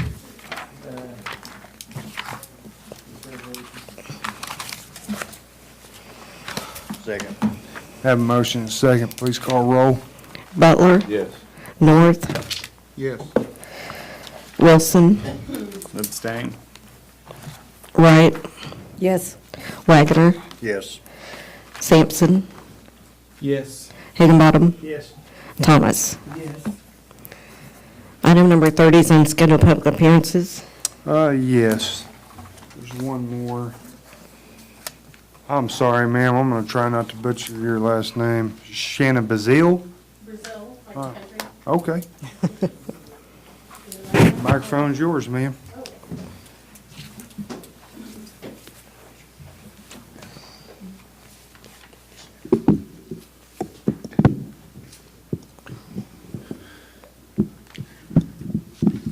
Thank you for your time.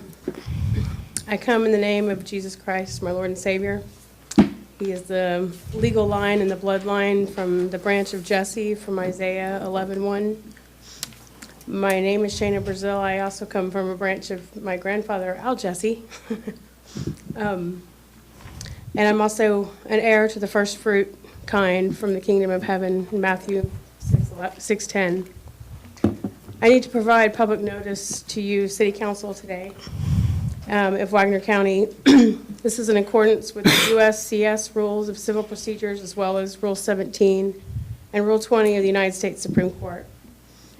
It's also in pursuance of our Oklahoma preamble, which gives us liberty. The oath that you took in Article 15, Section 1, and Article 1, Section 1 that gives the U.S. Supreme Court, the U.S. supremacy laws. Also, Zechariah 8:17, when the Lord says he loves no false oath. The Constitution of the United States has the overarching requirements that every state must follow. I hope no one will deny that. That's here. The states cannot enact their own alternative legislation substituted for the guarantee of the Constitution of the United States. That would mean that the state laws are more powerful than the Constitution. Clause 1 of Amendment 5 to the United States Constitution says no person shall be held to be answer for a capital or otherwise infamous crime unless on presentment or indictment of a grand jury. However, the state of Oklahoma has enacted its own alternative legislation that permits the prosecuting attorney or police officer to charge by information, not by indictment. That's unconstitutional. An emollient violation is when you pay a public official to break the law. The Constitution has 2 areas that enforce this. One is Article 1, Section 10, where it says that no state shall create any law that shall impair the obligation of contracts. Police officers, prosecutors, judges are all under a contract to perform that's based upon the oath or affirmation that they took. The contract perimeters are defined within the United States Constitution. When the state enacts a law that directs their agents to disobey the law, the Constitution of the United States, that would be a violation of Article 1, Section 10.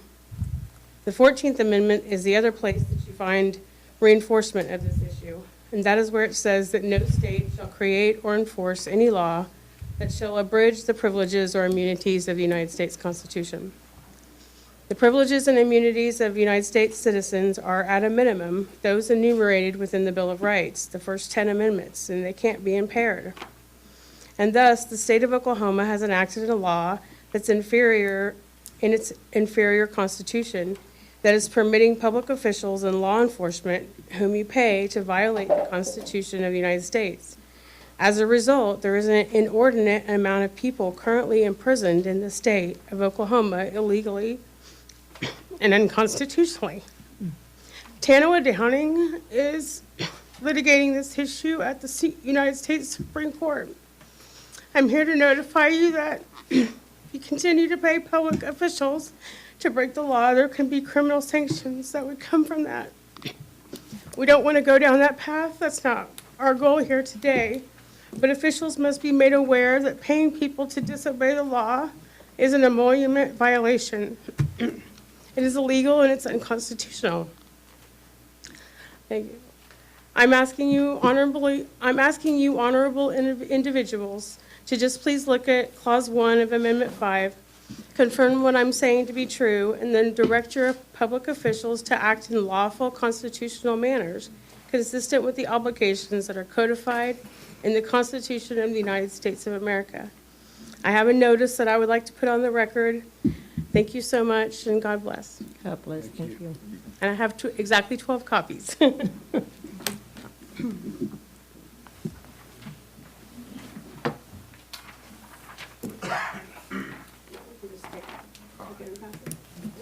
Thank you, Ms. Brazil. Thank you. That was the only unscheduled public appearance. Item number 31 is departmental reports. Kelly? Or, no, sorry, there's Jimmy in the back.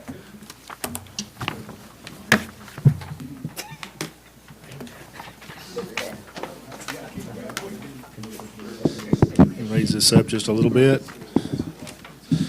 I keep these close. I may need these before we're over.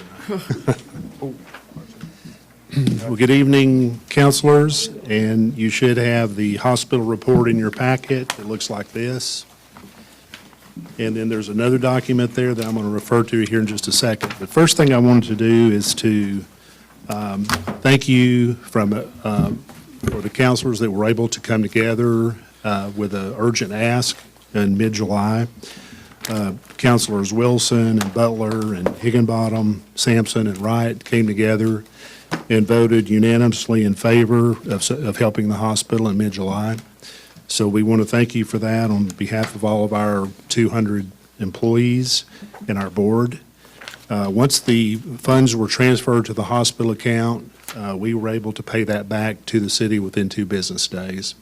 So again, nobody likes surprises, and we got that done, and we moved forward, and we thought everything is great, and we're moving forward. And then, like I say, nobody likes surprises. The drama that happened last week was that we were 2 days away from payroll. Everything looked good, and we were supposed to be getting a second Medicaid supplemental payment. And then the notice that I have in your packet that looks like this, if you want to take a look at that, that is official notice from the Oklahoma Healthcare Authority, where they're notifying hospital administrators across the state, if you'll look at paragraph 2 there, that the managed care SHOP directed payments will be paid later pending CMS approval. Those were supposed to have hit our bank account last week. So I don't want to get too much into the weeds on this, but the Medicaid program has 2 mechanisms of funding hospitals to increase our reimbursement to cover the cost for taking care of Medicaid patients. The first is the fee-for-service SHOP payments that's mentioned there in the first paragraph, which we did get that. And then the second part is the managed care SHOP directed payments. SHOP is a long acronym. We use a lot of acronyms in healthcare. That stands for the Supplemental Hospital Offset Payment Program. But anyhow, so it kind of put us into a tailspin. We were 2 days, less than 48 hours from payday, and we realized that we had a shortfall in the cash without getting that money for our Medicaid supplement. And so we scrambled, but we were able to secure payroll and get our people paid on paydays. There may have been a few that spilled over into Saturday, but we worked with a local bank to get that done. Very, very stressful time, but it was a short notice situation. The Medicaid supplemental payment delay, again, is not just Wagoner. This is a statewide issue, but hospitals that are smaller, more rural, and have high Medicaid utilizations are the ones that are affected by this the most. So Medicaid at Wagoner Community Hospital is our largest payer. And the way this all works is Medicaid pays hospitals below cost.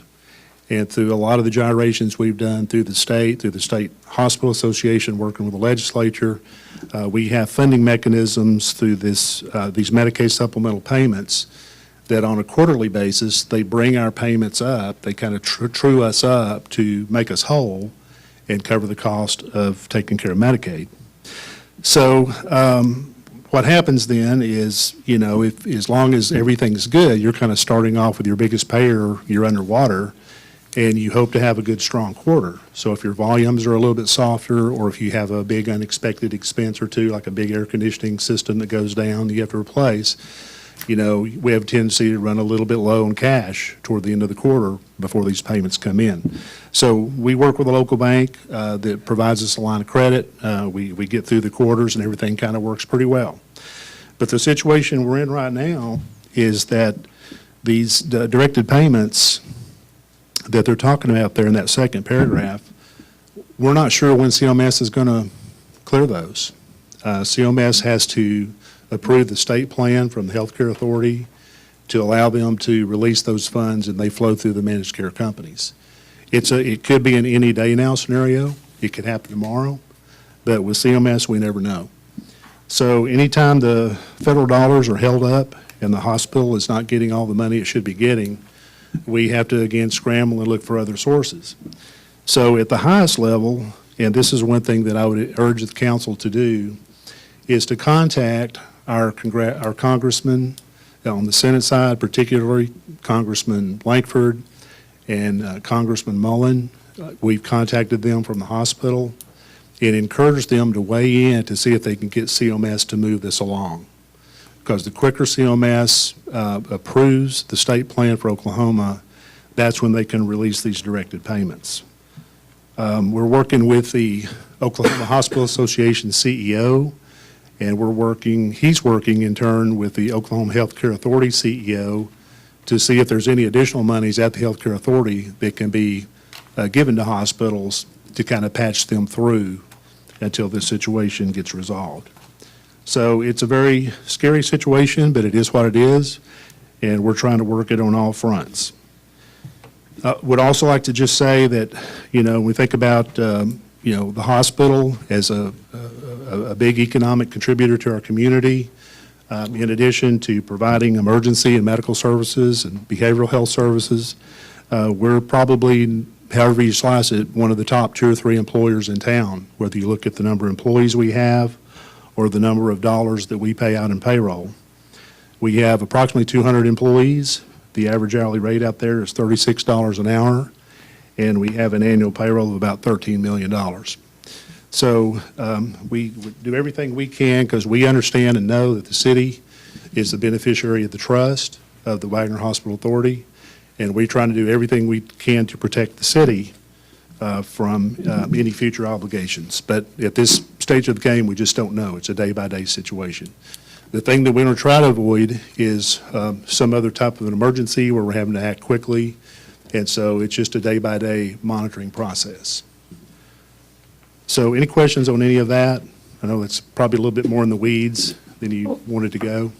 Well, I just wanted to let you know that whenever you get payments from CMS, be sure and tell them Wilma Wright wants her money too. From late Roman and penalty, CMS. Okay. Look at that. That's what she had to pay every month, CMS. Further questions or anyone? Jimmy? Just, Having the same problem? pardon me? Are the larger hospitals, like, You know, eventually they will. I mean, it's going to be tough on everybody. I mean, the things we're talking about today is kind of the anomaly, but, and we're not even to the BBB yet, or I should say the OBBB, which is not so beautiful for healthcare. But that's going to be a phased-in thing, and it's not fully implemented until 2038. I hope we'll all be maybe retired. Most of us retired by then. We don't have to worry about it. But those are going to be more cuts coming down the line, starting in federal fiscal year 28 and going through 38. So it's a serious situation for healthcare. So we're hopeful that that will be changed or mitigated in some way before it's fully rolled out. But the short answer to your question, the bigs are probably able to absorb most of it now. They have enough critical mass of business, and I don't know their payer mix. They may or may not have, high Medicaid in all of the big hospitals. I know certain ones probably do have a lot of Medicaid. So the longer this takes, the more hospitals are going to be doing the same things we're doing and trying to get through this like we did last week. But we don't like emergencies, we don't like surprises, and we like to try to plan ahead when we can. So just mention on this report, our volumes were stellar in the month of June. You can see there. We've got a lot of business. We had good earnings. We had profitability. So it's not like we're destitute for business. We just need our cash to operate from the federal government. But we thank you again for listening to our story, and, we're trying to protect you all from having to, step up for the hospital again, but I can't rule out that we won't have to have that conversation again. Thanks, Jimmy. Thank you. Thank you, Jimmy. Bob?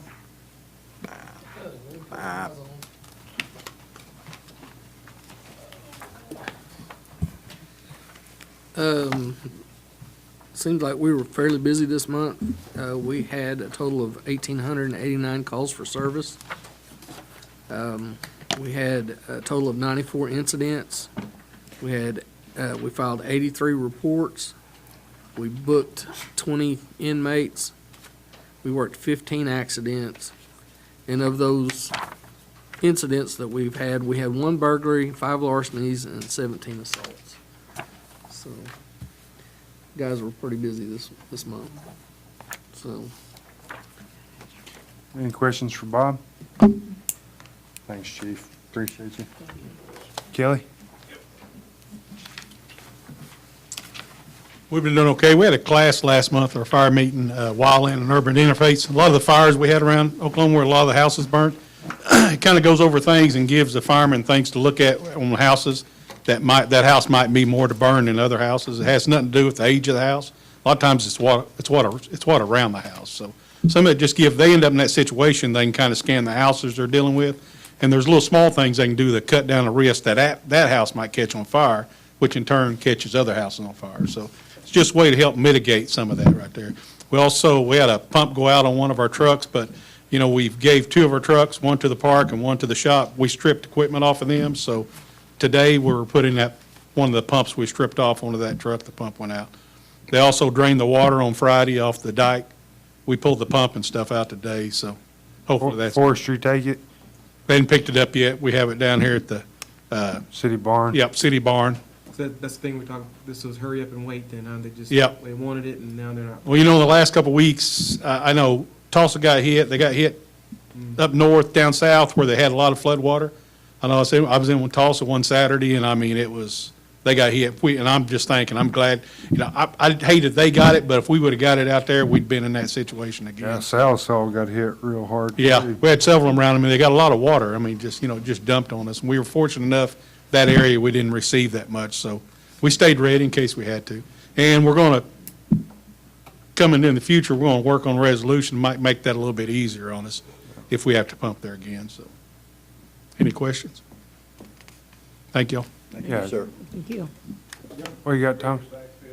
Huh? Are you ready to backfill the dirt that we're pumped with? No, not yet. Okay. We're gonna look at some of that. We've got to meet with the Corps of Engineers and look at some options down there that if we have to do that again, it'll make it easier on us. I'd still like to look at,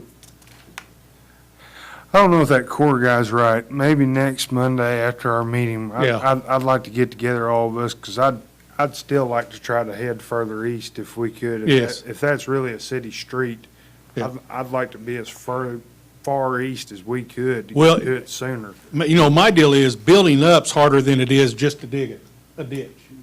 Isn't that right? Building a road down there?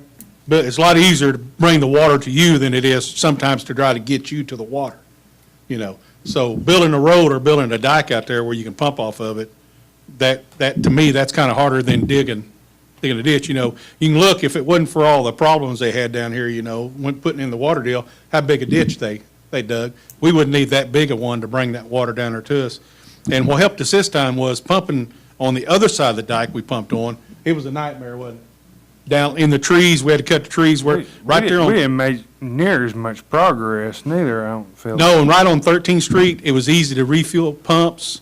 Everything was a lot easier. A couple small things would have made it easier. We ended up getting some of the little tin horns that we'd cut up. We ran the hose over it. That gave us a path across where we didn't have to go all the way around all the time, you know. Now, we're taking all that back up, but it'll be out there. But I talked to the Corps about it some. He said we'd have to meet with their, you know, their higher ranking officials to see exactly what we could do. But, and it's questioning whether that property is our property right there along that fence line or their property. That's a question that the mayor's talking about. We're gonna have to get answered. And they didn't sound like they were not necessarily against us putting something there No. permanent, like to hold. We're wanting to try to look at something with some pipe that's preset. Yes. That way we're not dealing with that hose. Yes, we wouldn't have to run that hose. If we had to pump again, we'd already have pipe run across the dike. And they're talking about putting pipe across that dike, maybe filling over it, so they can still drive over it, because they have to be able to do that, so. But we're not. That's the worst thing about that, is the Yeah. hose. Yeah, and, you know, I know we put money in the budget for that pump. I think it was brought up that, you know, the deal with, they have electric one, but the non-electric is $15,000, the electric's 40. But I think Eric Eric still here? Yeah, other side. Yep. I think you was talking about that you could get three-phase down there in that corner? Jimmy was saying you thought you could? Yeah. That's what Jimmy said. Okay, well, we'll go off that. And, you know, you asked me if we had a way to use it if we didn't have electric, you know, if we moved it someplace else, but I think we do have a generator that's three-phase. Do we have that? We have that one down Armory down there, so, you know, we come up, and we can check on that, you know. We're planning on the one that has to run off the tractor. The problem is, we had a lot of issues with tractors. You know, the PTOs quit working, leaks and stuff like that on them, so we switched, how many tractors? 4 altogether? We switched out 4 tractors. And that's kind of hard to come by, the tractor that'll put out that much PTO. So, like, options that we're going to look at. Any other questions? Thank you all. Thank you, Kelly. Eric, we'll go ahead and knock them all out in the city. Is there anybody out there? Normally we do this during Public Works, but. Yeah, the last couple, we've just done them all right in the city. Okay. Yeah, so far so good on the distribution system. It's working pretty well. We've taken some pretty good measures on being kind of preemptive on some things. So right now we're just doing a lot of monitoring. We're in our peak demand season right now. And so everything's working pretty good so far, so good. We got about another 4 or 5 weeks of some really hot weather. So just bear with us if we do have any mechanical failures. But so far, so good. And we've had a couple of little instances where we've had to replace some poles and, you know, nothing really out of the ordinary. Other than that, I think we're doing okay. Guys are doing well, staying hydrated, and That's the big. and we're being safe out there. Good. So if you have anything for me. Thank you. Appreciate you, Eric. Thank you, Eric. Gary?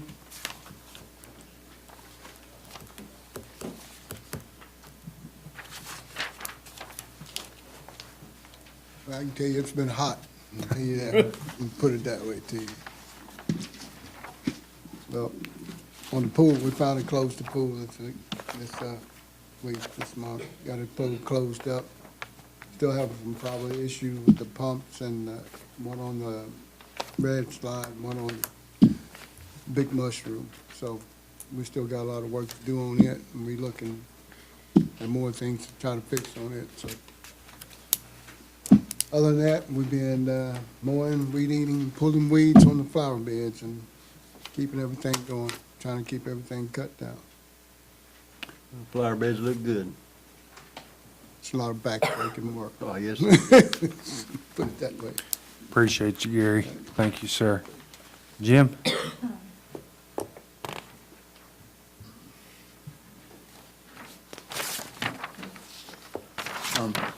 Like everyone, we've been busy. Quite a few head injuries we've dealt with. The good news is 3 of our 4 students have tested. Paramedics have all passed, so we have 3 new paramedics coming to work. We're just waiting on Sean to test, and our advanced are scheduled to test, so that's going to be good. And then also, with our new medical director, Heartland, they're somewhat affiliated with School of EMS, and we have enough here, so we're actually going to host a paramedic class in Wagoner starting in October, first week of October. So they'll send their instructors here, and most of us online, like through the VOTEC, but it's an accelerated course. Cool. The class we just done, they've been working on that for a year and a half, and this will be 10 months. So that'll get more, so. And like the hospital, we also get some extra money from Medicaid, and we're working on that right now, but we just get one payment, or one amount that's divided up in 2 payments. So we're finishing up that now, and we should be getting our first payment in December, and then our final one in June. And the last year, it was about $130,000, I believe. So it's a substantial amount.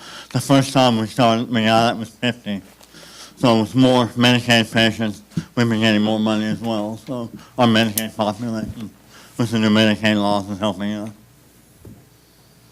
Questions? Appreciate you, Jim. Thank you all. Thank you, Jim. Thomas?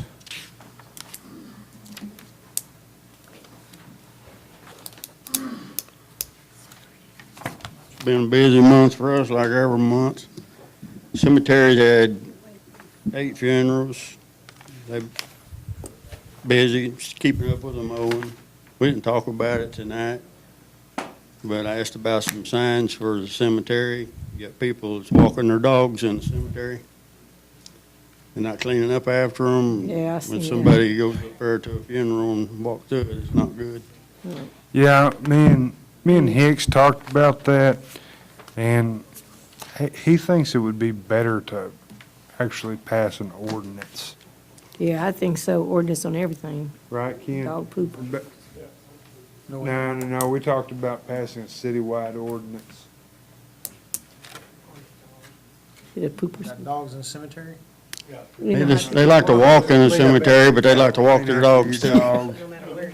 I'd be mad if I stepped in some poop. Yeah. I do think it would be better if we had a citywide ordinance. Yes, we did have that discussion, absolutely. On the other hand, in the park, in the cemetery, I don't think there's anything wrong with putting signs up there at the present time. Probably most cities have an ordinance that if you walk your dog, you take your bag with you to clean up after your dog when they defecate. And so, but I think Mayor, I don't see anything wrong with putting signs up. Yeah, so we plan on going ahead and putting the signs up. Okay. But he thinks, you put the sign up, but it's not a law, Yeah, It's yeah. more of a recommendation, I Yeah. guess, but, so that's why we're probably gonna have to look at going or out of an Yeah, ordinance. there's as many people that walks to the cemetery, that walks the track probably. There's a bunch. They go up there in the evening or morning and nobody's gonna bother you, so they walk up there and a lot of them take their dogs with them. Yeah. Yeah. I can't tell you how many times I've been out there to a grave and seen just Yeah. folks walking it. Yeah. The street department been really busy. We're really behind on our mowing. Our John Deere tractor's got the batwing mower, it blew up. Good thing is, it was under warranty. Yeah. So we just got it back last Wednesday or Thursday, and got a lot of catching up to do. Went and mowed the airport. It looked like bad, so we went and mowed it too. Had a storm drain fall in down in front of the shop, Will and May and Gayla's house that we had to repair. It had been broke before and just wasn't fixed back right several years ago, and it fell in again. We've been patching where they've fixed water leaks, upgraded some pipes to carry more water, built a parking lot at Lincoln Park over there. about it. I've got to get all my blocks together for asphalt. If you have any recommendations, I need them by Friday. If you don't, I'll work with you or I'll get some for you. So while he brings this up, and me and Patrick talked about it, and did you ever, was there an ordinance on that? No, I pulled those minutes. I'm sorry, I haven't had a chance to talk to you You're about it. fine. We did not pass an ordinance. We did, however, hire infrastructure, and at the time it was Steve, but they went out and did our study on our streets and gave us like the rankings. These are the worst to the best. The first year, I think we just kind of went off that, but then Thomas kind of got involved, and they were picking, they may have been the worst street, but it may have had the least amount of traffic. Yeah. Yeah. And The road was in bad shape. Sorry, but I have that I stuff had on two my desk. I cars. didn't bring it with me, but, and so then Thomas, they kind of worked with infrastructure to pick the ones that were the worst, that had the most traffic. And those were the ones, we kind of are still working off that list. And it probably needs updated or could be checked, but Thomas is still the one that kind of made the recommendations along with infrastructure on which streets were the worst. But they can definitely look at some, with input from you all. So I've seen some counselors post on Facebook, and in the past, long ago in the past, so I believe, was it 5 blocks per counselor or 5 blocks per ward? 10 blocks a ward, they got So 5 pretty blocks. much 5 blocks counselor. Yeah. And, go ahead. Well, I'm sorry, the genesis of that is, at one point in time, we had an ordinance, an ordinance that actually, I think, passed maybe by the people, no, it was a sales tax. Yeah, we had the sales tax ordinance, and it earmarked funds for 40 blocks, which, if you think about it, really. You don't get 40 no more. Because all blocks are not the same length, but that's what it said anyway. And we changed that. We did away with that earmarking of that sales tax. But that 40 blocks, I think, computed to 5 apiece. Five blocks per council. And that, Well, you remember saying you had 5 blocks. honestly, that gets you behind bad because there's some years that, say, the northeast side of town, they may need 12 blocks. Well, if all they can do is 5 blocks every year, you get farther and farther behind. So if it needed 12 blocks, I take blocks from over here, put up here. Well, then next year, they may need the extra over here, and I'll take some of these to put over here. That's how I done the concrete street out at Yorkshire. I tried to do a lot of the roads that was on dividing lines where it could come out of 2 wards instead of 1, and always try to get the ones that carries the most traffic. There may be a road that's in worse shape, and I'll agree with you there, but it don't have as much traffic as the other road, because used to, I even put traffic counters on them in case somebody asked me. I'd have, I could show them, but I haven't done that in a couple of years. But I need to get that together. I think we've had a lot more success for the city doing it the route we have. So I'd strongly recommend that we continue going that route. Maybe we need to, there is nothing wrong with us having input and recommendations, and, Thomas is human. He may miss something, and he may be able to show you the facts and say, well, this is why I'm not doing this road, and I'm doing that. But I think we need to rely on our staff and go with their recommendations on that. I think we talked a little bit about that part of it. I think that, I think that's good that we go with the recommendation of you, but I still feel like that we all probably get calls from our constituents about a road or whatnot. And so basically, we're their first voice. They come to us about, oh, this road's over here, needs to be done, and it's horrible.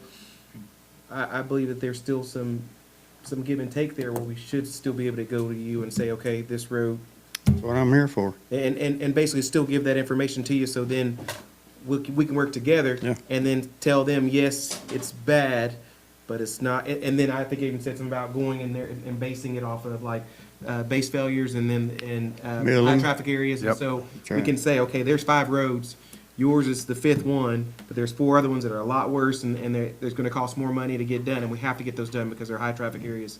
So at least we can be able to talk to you about it and then go back to those constituents and say, hey, yes, we understand, we know it needs to be done, but these other 4 are gonna be done before yours because of this.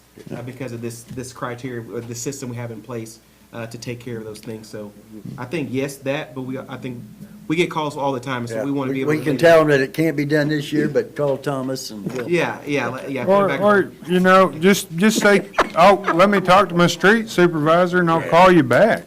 I always try to get the most bang for a buck. I always try to go That's right. as far as I can go, and I even saved a little this year for next year for the grant deal.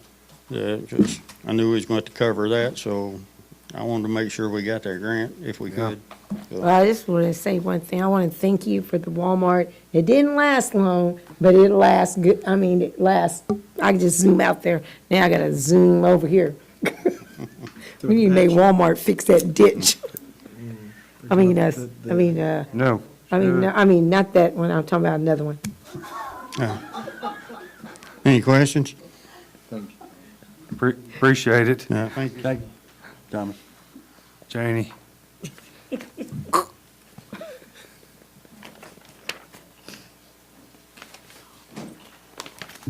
First, let me say thank you to the council for giving us the ability to do the summer reading program. We touch a lot of kids, so I want to say thank you, because it does take a lot. How many years you been doing it, Janie? 25 years. Did it in the basement of Carnegie Library when I was a kid. Actually, I never did it in the Carnegie. Well, okay, I Miss came- Jane, or Jean.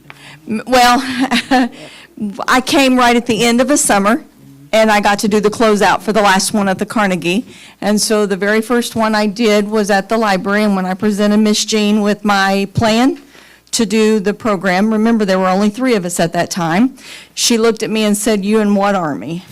And I said, "Have you met me?" And we've been going ever since. So we did. We reached a lot of kids, had a lot of great prizes. She closed out Friday out at the Civic Center with a final movie. Thank you to the pool as well. I know they closed and came back and let us swim on Wednesday. Kids loved it, so thank you. Summer is over, but we've already begun working on our 9 weeks for next summer, working on our performers, because if you don't get them in advance, you don't get them. And so now we're working on state aid and finishing out our E-rate. So, numbers. Yeah, I would like to commend you guys on that. So, my kids have been to the summer reading program a couple of times, well, quite a few times now, because they thoroughly enjoy it. So, and then I had a couple of times where I had to take them, and then I stayed there with them, and I enjoyed a lot of the things. There was that one guy with the stories, and I think he was probably in his 60s or something like that, and he wore me out. He was up there just telling stories and running around, but it was like, so it was really good. So I really appreciate you guys doing that stuff, and my kids enjoyed it, and I seen a lot of, every time I was there was probably 50 kids in there that actually, you know, it's good to have them out of the heat and everything else. They can go there and enjoy some things. So I appreciate you guys doing what you do. We have a few things we're going to try to work out. We've got more than we can fit in our room, which is a good problem to have, don't get me wrong. So we're going to try to fit some extra programming in so that when we have extra large groups, this summer what we do is, if we have reached capacity, the kids hang out front with us, and then we swap them in and out to make sure everybody gets to still do and win prizes and play and do crafts. So the adult program is very well received. That's been the last 3-4 years that we finally got to go with the adult program. We're working on working with some of our volunteers right now. We want to do one year round for our adults who, but we're looking 2 different ways. One is an evening, because we have those that can drive after dusk, and then an afternoon one, but for those that can't drive after dusk. So some of our older volunteers have decided that they would head that up for us. Awesome. So that's in the works. And a family game night is also in the works. On the same night as our D&D, we want to set up card tables out front. And you come in and sit at a table, have popcorn pop, and play a game. Just a family game, not Monopoly. Yeah. Not Monopoly, or the game of life. Those are no games. But that way you may not have it at home, or you may not have somebody that'll play at home. We have a lot of kids that are just one family, one kid in the family. So this will give them an opportunity to have that fun. So those are the things we got in the works right now. So, Well, thank you. thank you. That's it. Item number 32 is adjournment. So made. Have a motion and a second. Butler. Yes. Wagoner. Yes. Wilson. Yes. Higginbottom. Yes. North. Yes. Thomas. Wright. Sampson. Yes. I'm sorry. Meeting adjourned at 9:49. We'll wait on you. Guess we can go ahead and call it to order. We'll just wait. Call the Wagoner Public Works Authority regular business meeting, August 4th, 2025 at 9:50.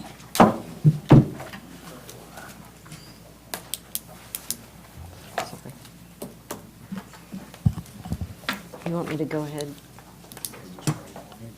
Just wait on Counselor Butler? Okay.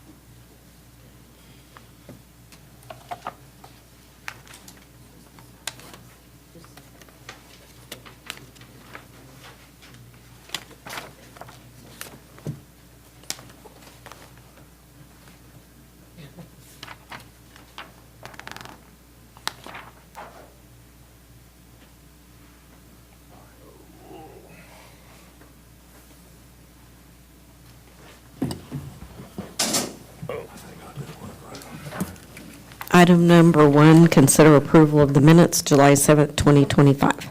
So made. Second. Have a motion and a second. Please call roll. Wagoner. Yes. Sampson. Yes. Higginbottom. Yes. North. Yes. Butler. Yes. Thomas. Yes. Wilson. Yes. Wright. Yes. Item number 2, consider approval or denial of claims for July 2025 to include WPWA to include numbers 1 through 22, which are manual warrants. Discussion. Entertain a motion. So made. Second. Have a motion and a second. Please call roll. Wilson. No. Thomas. Yes. Butler. Yes. Sampson. Yes. Higginbottom. Yes. Wagoner. Yes. Wright. Yes. North. Yes. Item number 3 is the chairman's report. Took care of it in the city.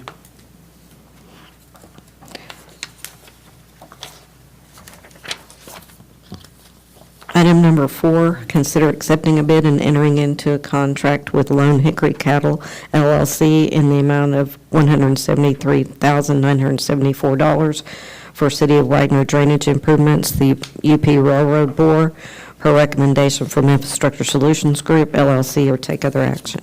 Council, this is the same thing we approved in the city side. So made. Second. Have a motion and a second. Please call roll. Wright. Wagoner. Yes. North. Yes. Higginbottom. Yes. Butler. Yes. Wilson. Yes. Thomas? Yes. Sampson? Yes. Item number 5, consider accepting a bid and entering into a contract with DP Supply Company in the amount of $95,227.75 for WAG 19-01B drainage improvements, materials only, per recommendation from Infrastructure Solutions Group, LLC, or take other action. Council, this is the materials. Have a motion? Same stuff, isn't it? Yeah, Yes. it's the same They're thing. duplicates, yes. Second. Have a motion, second. Please call roll. Sampson? You're right. Yes. Butler? Yes. Higginbottom? Yes. North? Yes. Wagoner? Yes. Wright? Yes. Wilson? Yes. Thomas? Yes. Item number 6, consider approval of contractor's pay application in the amount of $60,848.48 for WAG 23-02 wastewater treatment plant headworks from Darris Contractors per recommendation from Infrastructure Solutions Group, LLC, or take other action. Same as the city. Second. Have a motion, and second. Was Kevin? As Kevin or Patrick, take your pick. Okay. You can have it. Don't blame you, it's 10 o'clock. Wilson? Yes. Wright? Yes. Butler? Yes. North? Yes. Higginbottom? Yes. Wagoner? Yes. Thomas? Yes. Sampson? Yes. Item number 7, consider entering into a contract with VIP Voice Services for a hosted VoIP solution for phone service for City Hall and WPWA office in the amount of $770.50 per month, or take other action. So made. Second. Have a motion, and second. Please call roll. Wilson? Yes. Thomas? Yes. Butler? Yes. North? Yes. Wagoner? Yes. Wright? Yes. Sampson? Yes. Higginbottom? Yes. Item number 8, consider establishing a salary range for the WPWA Director/City Administrator, or take other action. 90 to 120. Sounds good. 90 to 120, just, Is that do I need a motion that? Somebody does. Yeah. I'll make a motion to establish the salary range for WPWA Director, City Administrator, for 90 to 120. Second. Have a motion, and second. Please call roll. Butler? Yes. Wilson? No. North? Yes. Wagoner? Yes. Wright? Yes. Higginbottom? Yes. Thomas? Yes. Sampson? Yes. Item number 9, consider establishing a committee to interview candidates for WPWA Director/City Administrator, take other action. I'll make a motion to appoint Councilors Wagner, Thomas, and North as the people doing that stuff. Can I decline and? No, ma'am, you're already on there. Can I get a second, please? Second. You don't know what you stepped in. Have a motion, and second. Please call roll. Wright? No. Wilson? No. Higginbottom? Yes. Butler? Yes. Thomas? Wagner? Yes. Sampson? Yes. North? Yes. Item number 9, item 10, consider declaring the following item surplus property and authorized disposal thereof, a layout board for the electric department, and 4x4 pallets for water distribution, or take other action. Eric, what's the game plan with the layout board? I guess I haven't heard about that. Okay, my thinking on that was to donate that to Northeast Tech. You told me this. I'm terribly sorry. So their students can practice on it. We've had it in our shop for about 20 years. You want to kind of explain what the layout board is? Yeah, it's just a piece of equipment that kind of goes up, helps you isolate doing hot work. It's something that we haven't used in a number of years, and I think it'd be beneficial to the students over at Northeast Tech to be able to use it. I spoke to the instructor over there, and he said he's willing to train on it. So we're asking you to, if we can donate it to you. And then the pallets, what I spoke of earlier, we're gonna try to sell those at McKinney. I'll make that motion to approve all this surplus. Second. Have a motion and a second. Shane, was your second? Please call roll. Wagoner, Yes. Thomas, Yes. Higginbotham, Yes. Sampson, Yes. Butler, Yes. North, Yes. Wilson, Yes. Wright. Yes. Item number 11 is unscheduled public appearances. None. Departmental reports, Done on the city side. and number 13 is adjournment. So made. Second. Please call roll. Butler, Yes. Wagoner, Yes. Wilson, Yes. Higginbotham, Yes. North, Yes. Thomas, Yes. Wright, Yeah. Sampson. Yes. Meeting adjourned at 10 o'clock. Call the City of Wagoner Economic Development Authority regular business meeting, August 4th, 2025 at 10:01. Item number 1, consider approval of minutes, July 7th, 2025. So made. Second. Have a motion and a second. Please call roll. Higginbotham, Yes. North, Yes. Butler, Yes. Sampson, Yes. Wilson, Yes. Thomas, Yes. Wagoner, Yes. Wright. Yes. Item number 2, consider approval or denial of claims for July 2025 to include WEDA numbers 1 through 3. Discussion? Entertain a motion? So made. Second. Have a motion and a second. Please call roll. Wagoner, Yes. Sampson, Yes. Higginbotham, Yes. North, Yes. Butler, Yes. Wright, Yes. Wilson, Yes. Thomas. Yes. Item number 3, consider hiring John Ferguson as Economic Development Director or take other action. Note, the board may adjourn to an executive session for the purpose of discussing the above item pursuant to Title 25 OS, Section 307B1. You want to go into executive session now, Gayla? Yep. Huh? Yep. Do you really? Yeah. Oh, I was joking. Somebody needs to make a motion. Make a motion. I make a motion to go into executive session. All right, I'll second. Have a motion and a second to go into executive session. Butler, Yes. North, Yes. Wagoner, Yes. Thomas, Yes. Wilson, Yes. Wright, Yes.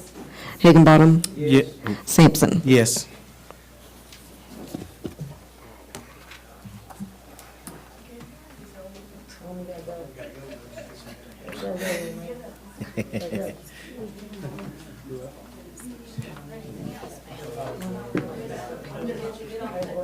Go home and hug them babies.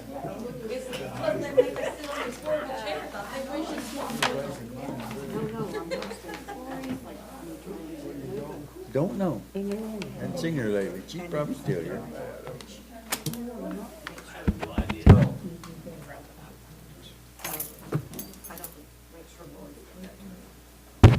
Still on. She's got to shut down the live feed. It's still on. Lori will let us know when it's going.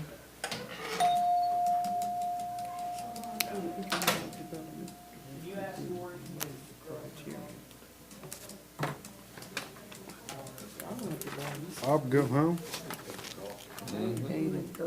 I've never seen her get up and leave. Heard that door ding. Bet you did. You're working like 2 hours, don't you? No. Oh, that's all 10 hours? 4. Crap. You're going to enjoy your meal whenever you get it, though. I ain't open until 6 tomorrow. Oh. But I gotta work till 4. Oh, well, you can just eat a little bit. I'm off-winded, I still got to work. Well.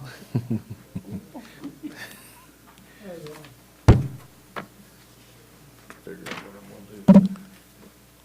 Just get you, hey, eat a piece of bread and drink some water.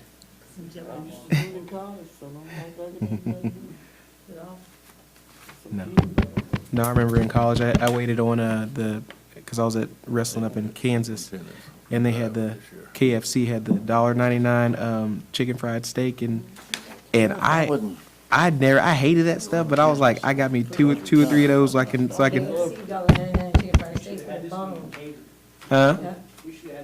We showed. Yeah, you know, telephone does that every month. They have a council dinner. Everybody just brings something.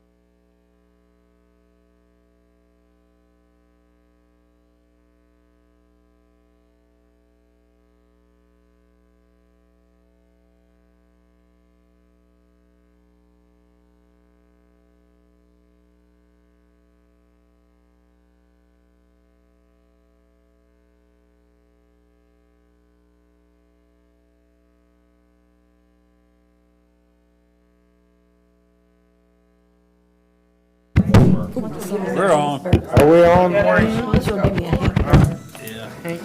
Yep. All right. All right, All right. all right.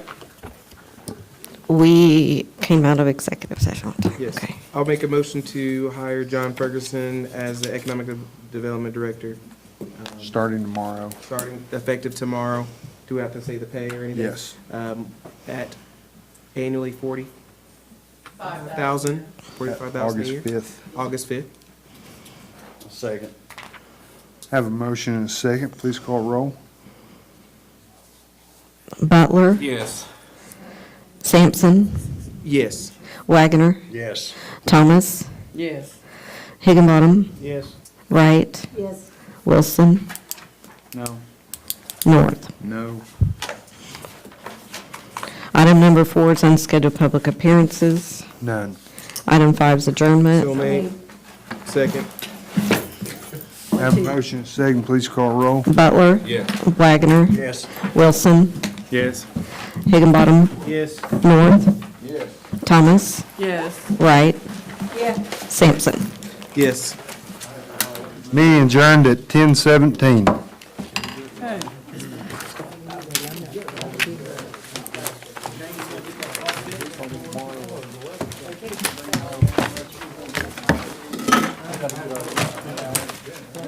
You ain't gonna have nothing tonight either.